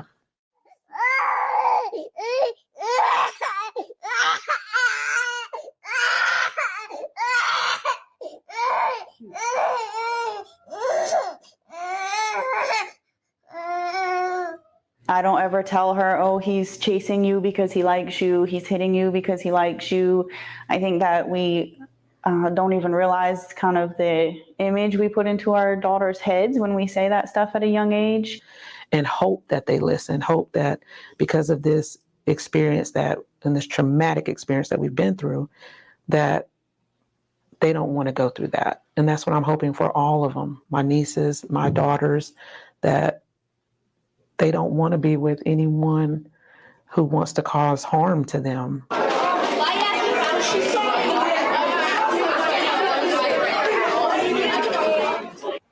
Okay, as a father, she was my firstborn. She was my only daughter. So me having 7 kids, 6 some boys, 1 girl, I can't walk her down the aisle. I can't have no grandkids. I'm so used to hearing her every day saying, Dad, I love you. That was always something we did, texting, or she'll call me, or she coming by. I miss all that, you know. I even, I think about how I had to whoop a little butt when she was 2 years old, tearing up my house. But you can laugh at some of those moments, but at the same time, it make you cry. I believe that these ladies are being failed by the court system that's supposed to protect. Like, for instance, I shouldn't have had to repeatedly call the jail to make sure that Markel Irvin was still locked up. There should be a system set in place where the victims will know automatically ASAP as soon as their abuser has been released or is about to get released. You need to make sure that you have a will. You have to spell it out, married or not, how you want your children to be taken care of when you're no longer here. If we only lock the assailants up, if that's all we're going to do without any education, without any intervention, the cycle just continues. The cycle just continues.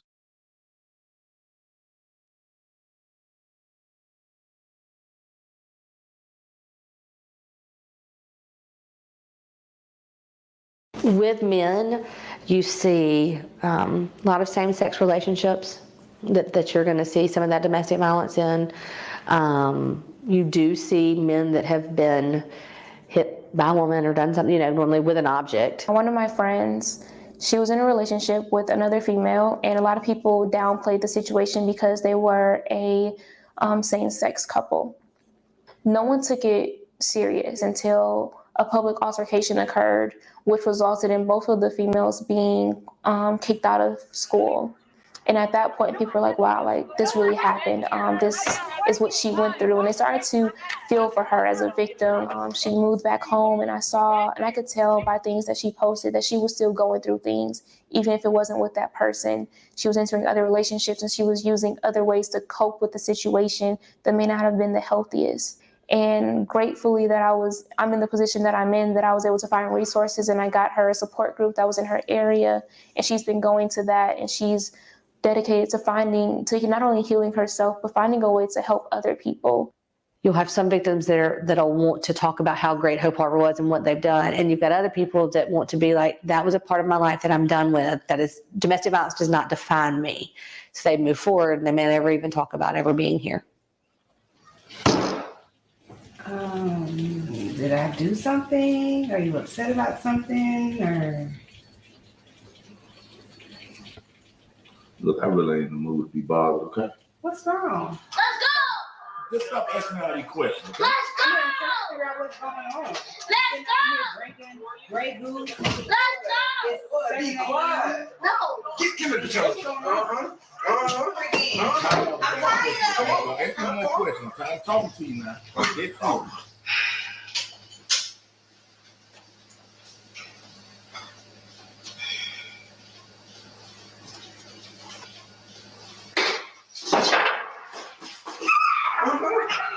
Oh, wait.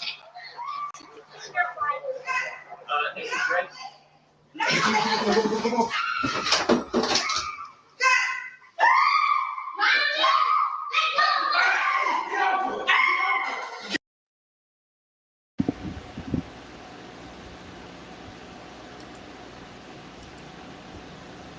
Was there any warning? It was the triggers, peoples. The kids is hollering, let's go. She continues to keep pestering him and asking him what's wrong. He has a bottle of Granny Goose sitting on the table. That was just a pure D cocktail for something to happen. And so now with all of the pressures that is befalling on him, he tends to act out and takes it out upon her.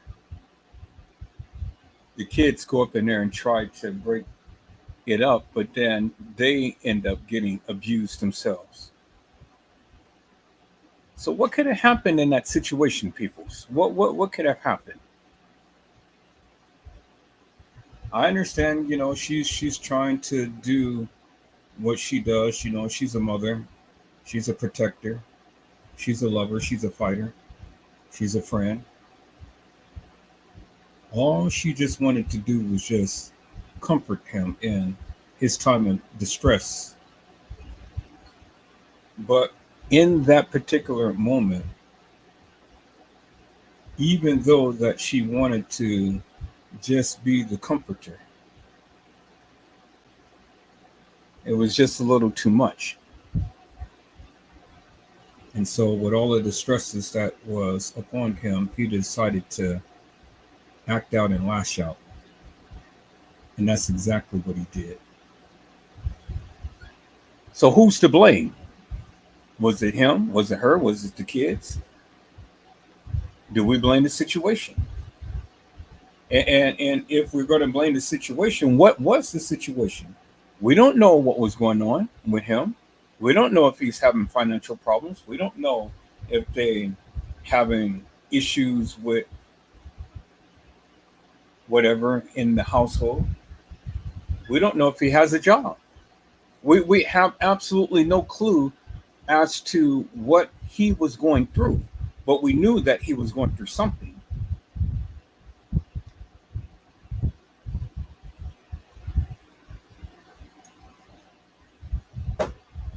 And all she wanted to do was just make it better. But all of that did was just exacerbate the situation. Have you ever experienced anything like that, ladies? When you just tried to comfort the man and then he just went off hinge? Hollering and screaming at you, cursing at you, and fussing and fighting and feuding with you, and then end up hitting you? What would you have done in that situation? These are real stories, people. These are battered women. The real stories. Actual people who have survived, and many who didn't.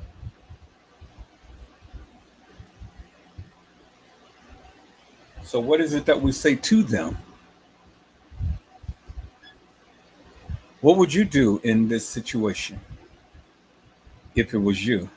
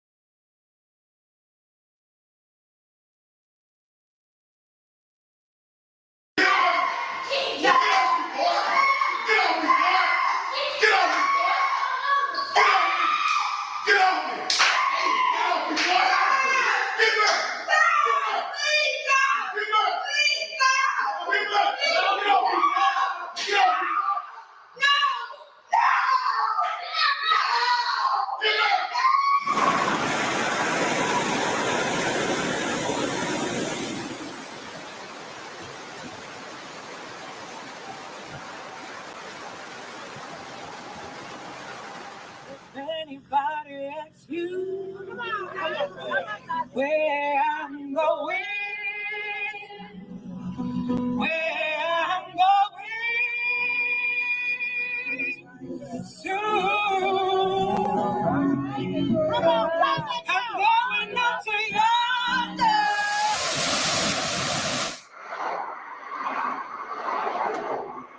It was a Saturday. And it's crazy that, they say that people know that when their time is coming. And after I, thought back on some things, I said maybe Destiny did know that her time was coming. Or maybe she felt it. Maybe it was something that he said that she knew that he wasn't playing this time. I don't know, but he killed her on a Saturday. And that Friday, me and Destiny spent all day together. We watched movies. We went and got something to eat. She and usually on a Friday night she'd try to go hang out for a couple hours, but she didn't go anywhere. So we spent all day Friday together. Saturday, we woke up, we had, ate breakfast, we spent some more time together. I took me a nap because I worked night shift. So I had laid down like at 2, and I woke up at 5. Destiny was gone, but when I laid down, Destiny was there, and this is the Saturday. So I got up and I texted her, and I went, at first I went in her room and I was like, I told her, Destiny, cause we OCD. So I said, Destiny, I don't know why you left your room like that, and she's like, I just went to the store, Mom, I'll be right back. This is what the text message said. So I said, okay, I'm glad I didn't fuss my baby, because those are the last few messages that me and her text, before he had killed her. So I'm glad I didn't fuss with her. I just told her, okay. So I got ready to go to work. And I had left. I was at work like an hour. And where I work at, we're not allowed to have phones on the floor. So my phone was in the break room. Somebody had ran to the line and they had told me that I need to go to my phone because something was wrong with my daughter. And I don't even know who it was, but they said Destiny been shot. And I said, why he shot my baby? They didn't even tell me that it was him. I knew it was him. I knew it was him. So I flew out the building, and I wish I would have went to Macon Road instead of going to the hospital, because maybe I would have got to lay there with her, to let her know everything was okay. But I went to the hospital because that's where they told me to go. And I was there for hours. They reported shots fired at 7:00.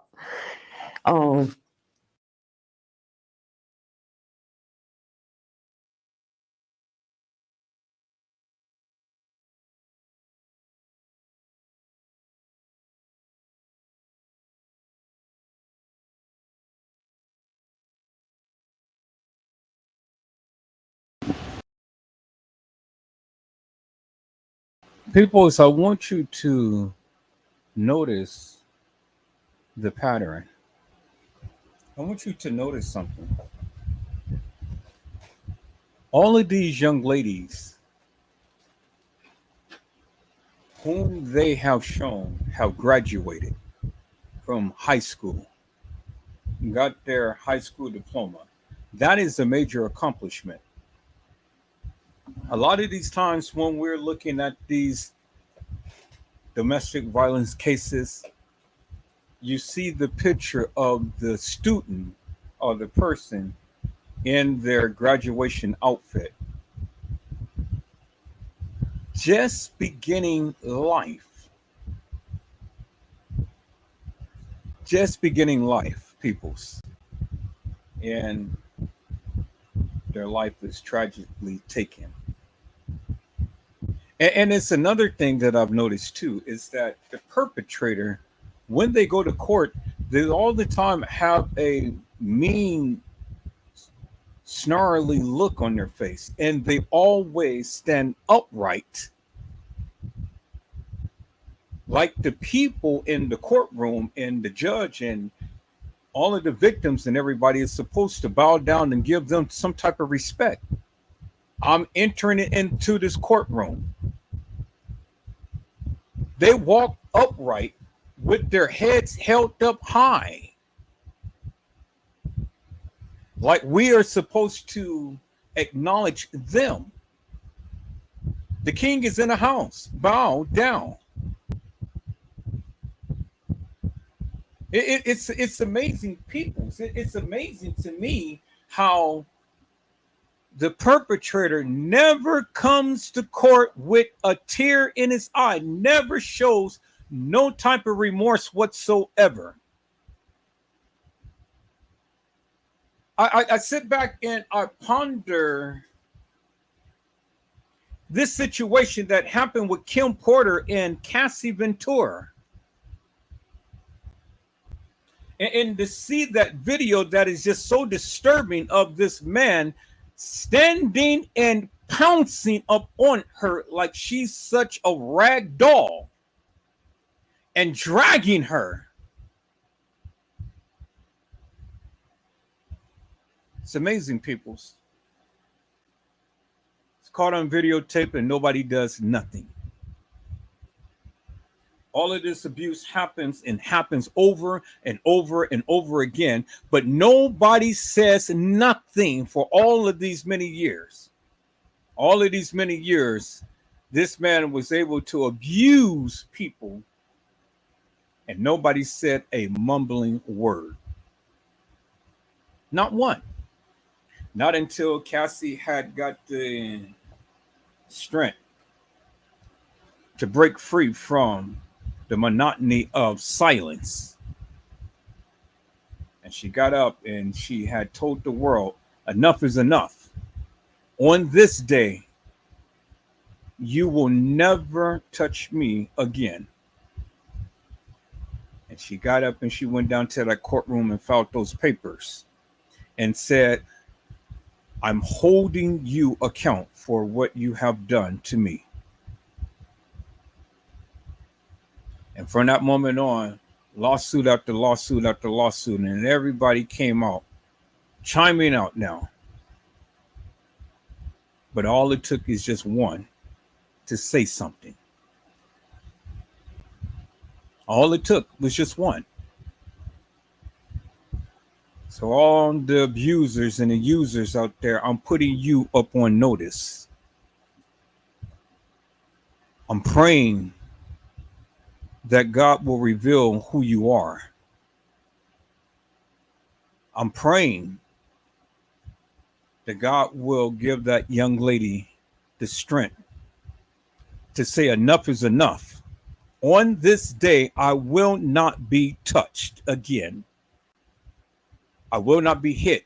I will not be scorned. I will not be talked about. I will not be used or abused. I will not go out there on the streets and sell my body for you.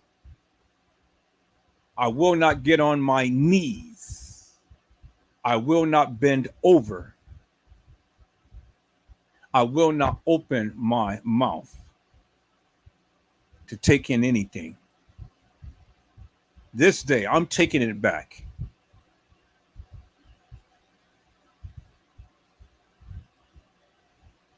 This day.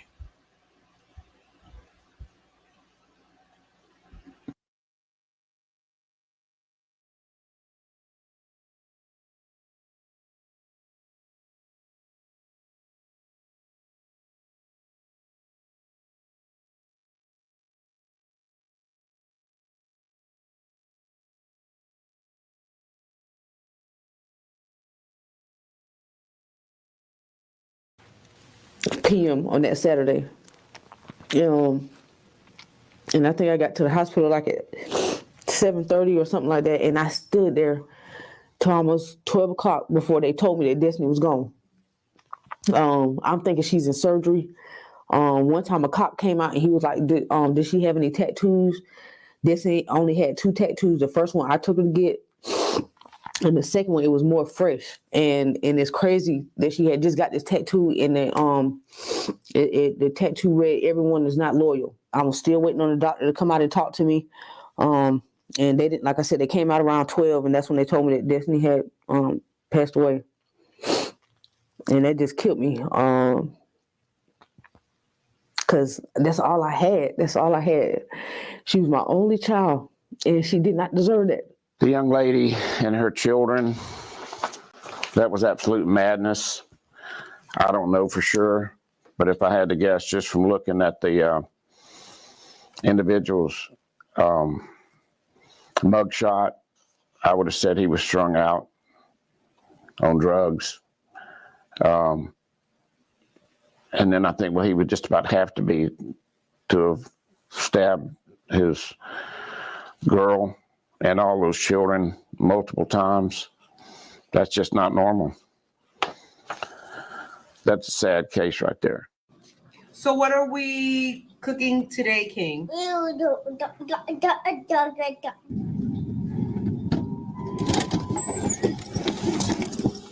So the first thing is caution. And we always send two officers, never one. Open here? No, I just opened this because it's. Oh, okay. No, we haven't gone up. They arrive. Police! They're going to process that scene to make sure, first of all, nobody's going to shoot at them when they get out of the car. Who's there? How many people are there? Police! If you're here, make yourself known! Right, okay. Is the person who called able to come outside?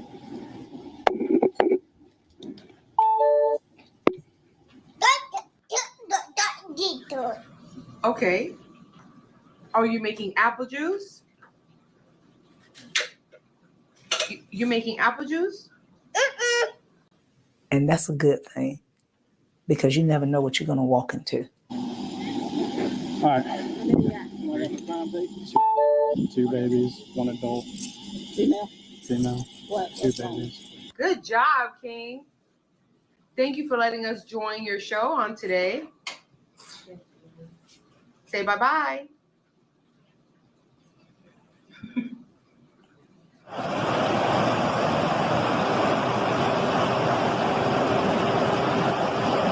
It was the day before Tasha's birthday. I don't keep my phone with me, but my wife had her cell phone, and it rang one time. And when it rang, I said, I know that number. Like, I recognize the number from somewhere, but because we was in the middle of a discussion, I didn't want to be rude and answer the phone. So it rang again. When it rang again, I said, I know this number from somewhere. And there was my brother, one of my sisters and brothers, good friends that they grew up with. He was actually calling me from the apartment complex where it happened at. So when I picked the phone up, it was like, hello, and it was my brother on the other end. And these words stick with me like glue, man. He said, I got some bad news, man. And then my mom was like, what done happened? What happened? He was like, man, Brandon killed pulling the kids, man. When he said that, it was like, it didn't even feel real. And I was sitting beside Tasha on the couch and my girls was in the back room. So I was like, what? And he was like, yeah, Brandon killed pulling the kids. So I was like, all of them? He was like, yeah. I was like, King too? And he was like, all of them gone, man. So I went outside to try to make sure that I was hearing what I thought I was hearing. By that time, Tasha came out and she just fell to pieces.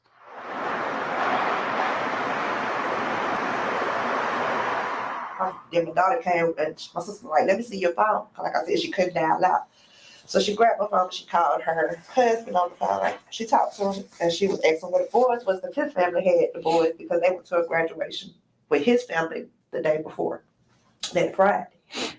And so they had a little conversation. So I know my little baby ran out the door. She was like, Mom, can I ride with y'all? I was like, yeah, I want to pick up your little cousin. Yes. So we get in the car. We ride to her house because she's not far. She stayed down the street from my mom, you might as well say. So when we pull up, I sit in the car because I know her husband and me, we don't get along. So I'm sitting in the car. My baby jumps out the car and go in the house with her. So I'm just playing on my phone. I'm watching the Kendrick graduation on my app because it was on the news and stuff. They were showing Kendrick graduation. I remember my baby just running out the house saying, Mama, he's hurting Auntie Didi.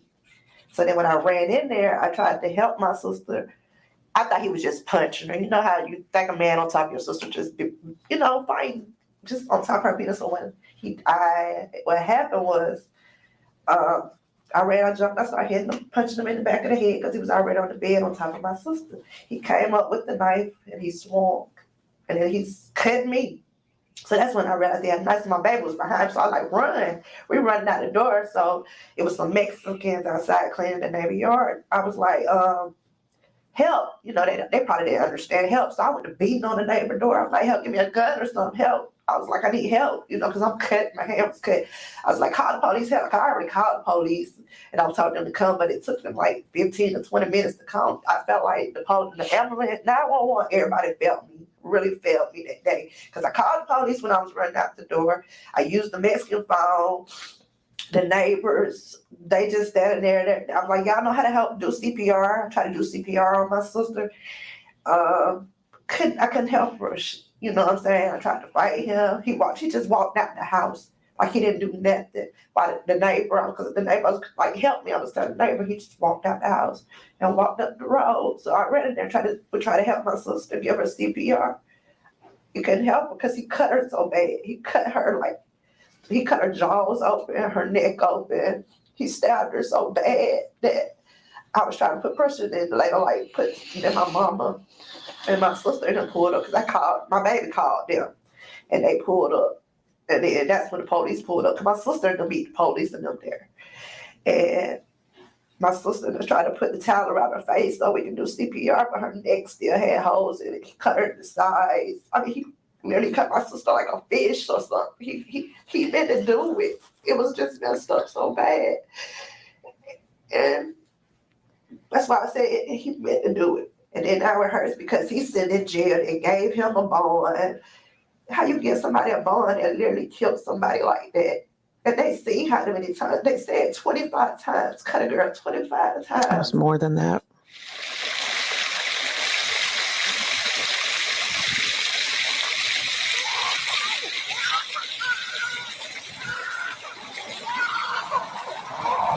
Breast cancer survivors, we talk about that. I feel like as a community as a whole, we need to celebrate domestic violence survivors. They fought for their lives too, and it needs to be something that shame and that humiliation that is associated with domestic violence goes away. Help that person. in any way you can. Comfort them. Don't confront their abuser, because that could be a dangerous time to do that. Having a voice, being seen, being heard, being valued. It's not just about coming in and talking and sharing your story, although that's a piece of it, but it's also learning how to re-narrate that story. I was hit with 3 of these bullets. You know, I may have a hectic day at work. Things may be, you know, kind of, you know, going to the left at work. So I slow down and I stay focused and I think, okay, I reach in my pocket and I look at this and then I say to myself, nope, I'm having a good day. This is a bad day. So I'm having a good day. This is a bad day. This was the worst day of my life. January 7th, 1995.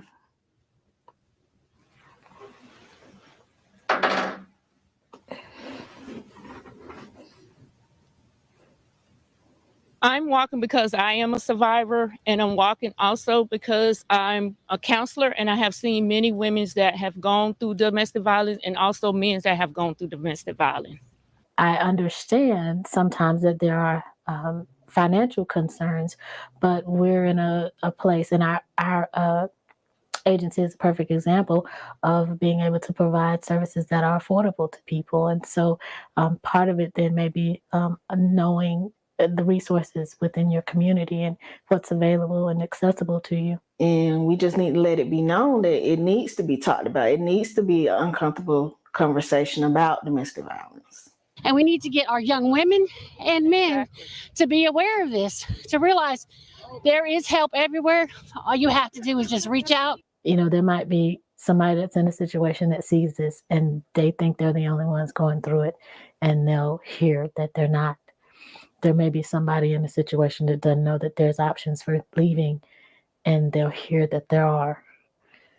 There's shelters, there's community programs, there's legal advocacy programs. There's people in your community or our community that want to help you and want you to be safe and can help you take the steps that you need to take to get to that point.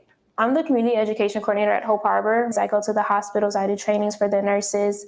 I go into the schools, I do dating violence trainings, partner with other organizations in the community, ensuring that we spread awareness and not just say, oh, this is so tragic when someone gets killed, but making it a full circle moment. Just knowing I'm helping somebody possibly make a difference in their life or even their children's life is the most enjoyment for me.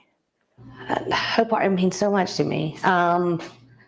You see these women, face me tear up, come in that are broken and their children are broken, and they get this support here and they get a life that they may have never known. Hope is seeking more, believing in something that you haven't seen yet, and Hope Harbor provides that for a lot of our clients, ensuring that they have a brighter future. If I say I love you, that means I live for you. My life, my love. This is my life. This is my love. So my definition ultimately is that love is life. Love is live. Life, love is living. Loving is living. I want to believe that what happened to her is going to save other women. That's what I have to believe. I have to believe that in this act of violence, it's going to save other women that are going through the same thing that she was going through. We come looking to you, kind Heavenly Father. We come praising you for the young lady that have stood and shared her story. Lord God, it took courage. It took you, kind Heavenly Father, that survived her during that awful situation. But Lord God, the story does not end here. There are others that out there that has a story to tell. And we want to be that guiding force with you in front, behind, above, and on the side of us to tell them that there is a better way. There is help. kind Heavenly Father, we ask in the name of Jesus, because there is a need. We cannot sit in our little self places, secured places, and there are others out there that are saying, come, help me. I need some help. Lord God, we just pray that this gathering, we thank you for those officials that have come, the judges. We thank you for the resources that are provided here today. But far and most of all, Lord God, let us leave here with a burning desire to say unto others, there is help. There is a man called Jesus. These and all blessings we ask in thy son Jesus' name. Amen, amen, and amen.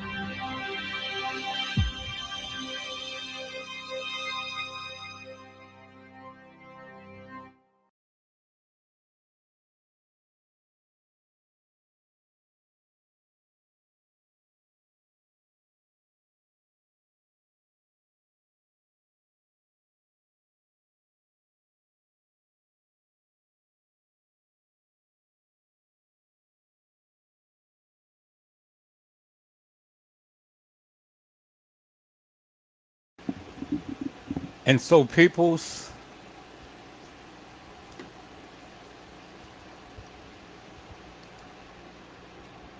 that was the battered woman, a real story. Real life people who had to endure tragedy. But it was tragedy that turned triumphant. Because even though that these ladies endured such abuse, many of them persevered through it and survived, and is here to tell their story.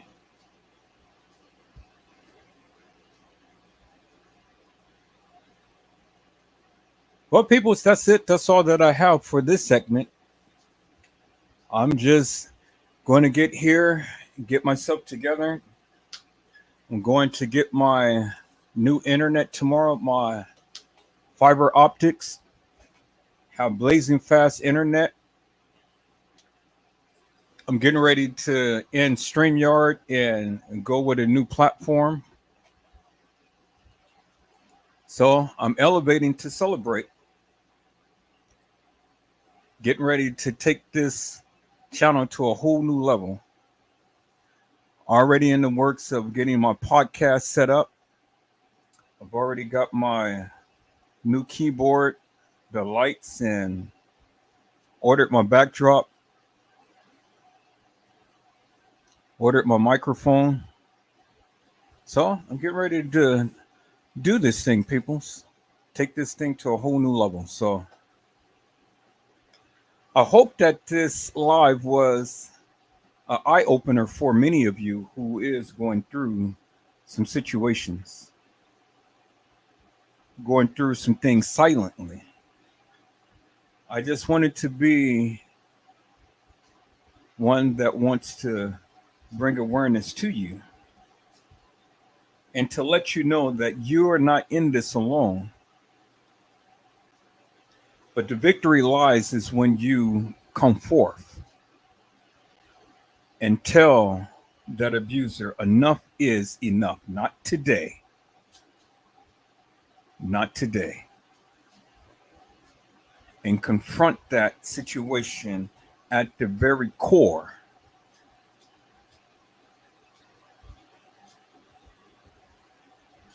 For I had sat back for all of these years and watched a very good friend of mine be abused, not knowing at that time. But then finally, she had the courage to come and tell me. And it was from that moment on is when I helped devise the battle plans. For we sounded the war cry, peoples, and she had went into battle and confronted that situation head on, and she won. And so my encouragement to all of you who has been a battered woman, speak. Find the encouragement to speak to someone whom you trust, but speak, because that is the first element of fighting the situation. You have to open your mouth and say something,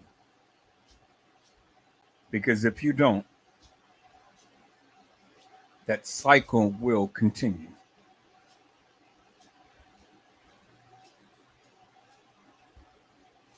So open up your mouth and speak and tell someone.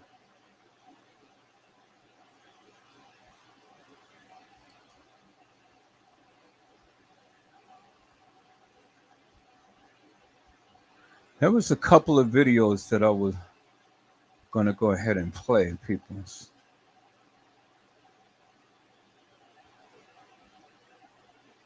A couple of videos that I was going to go ahead and go play.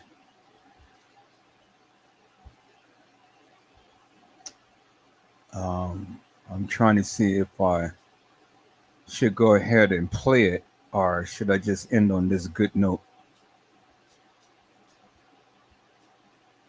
Sometimes you can just go to overdrive and, go through overkill and things. I don't want to.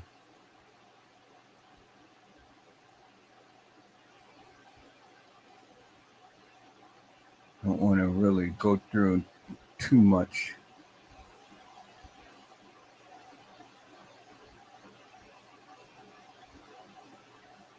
I think I'll let that speak for itself. Yeah, as I'm looking at these videos and things, I think that I kind of made my point, and I don't need to labor on it.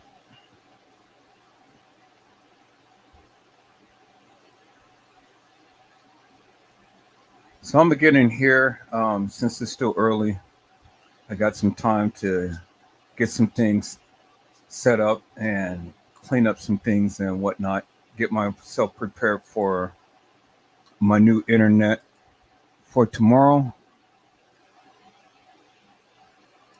Going to have high-speed internet, and then I'm going to be ordering my new platform because I'm be ending StreamYard at the end of this month and starting a new platform. So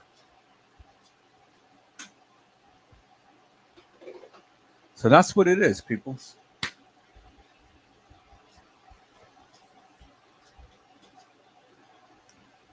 So I hope that this has been a very enlightening live, very informative,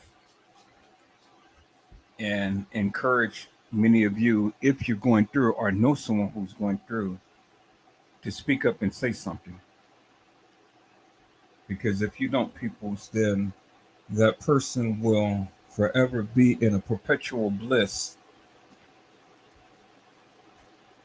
and the cycle will continue. But I'm just here to bring awareness to that I have personally experienced, not only in the sense as to I was beaten, but to know that a good friend of mine's were. And I just wanted to bring awareness to that situation that she endured.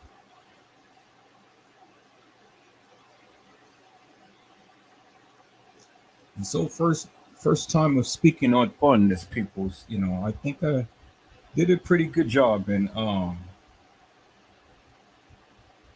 of speaking to the people to just bring awareness to that of what is a common theme. And so it is my sincere prayer that if you know someone or if you are personally going through, find the courage to say something.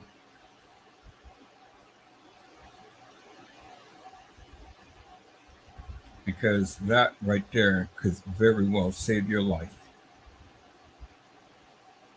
People, so I hope I had said something to encourage your hearts upon today. Tune in again next time to when Edward Joseph Let's Talk Live. Edward Joseph Kitchen. Edward Joseph Gospel Hour. Edward Joseph's Blessings Giveaway 2024 will come to you with something wonderful. I love you with the love of Christ, and there's absolutely nothing you can do about it. Peoples, mask up and be safe. And again, peoples, if the Lord says the same, I will be back on tomorrow once I get my new internet fiber optic system running, blazing fast internet. And I'll probably may just purchase my new streaming software on tomorrow.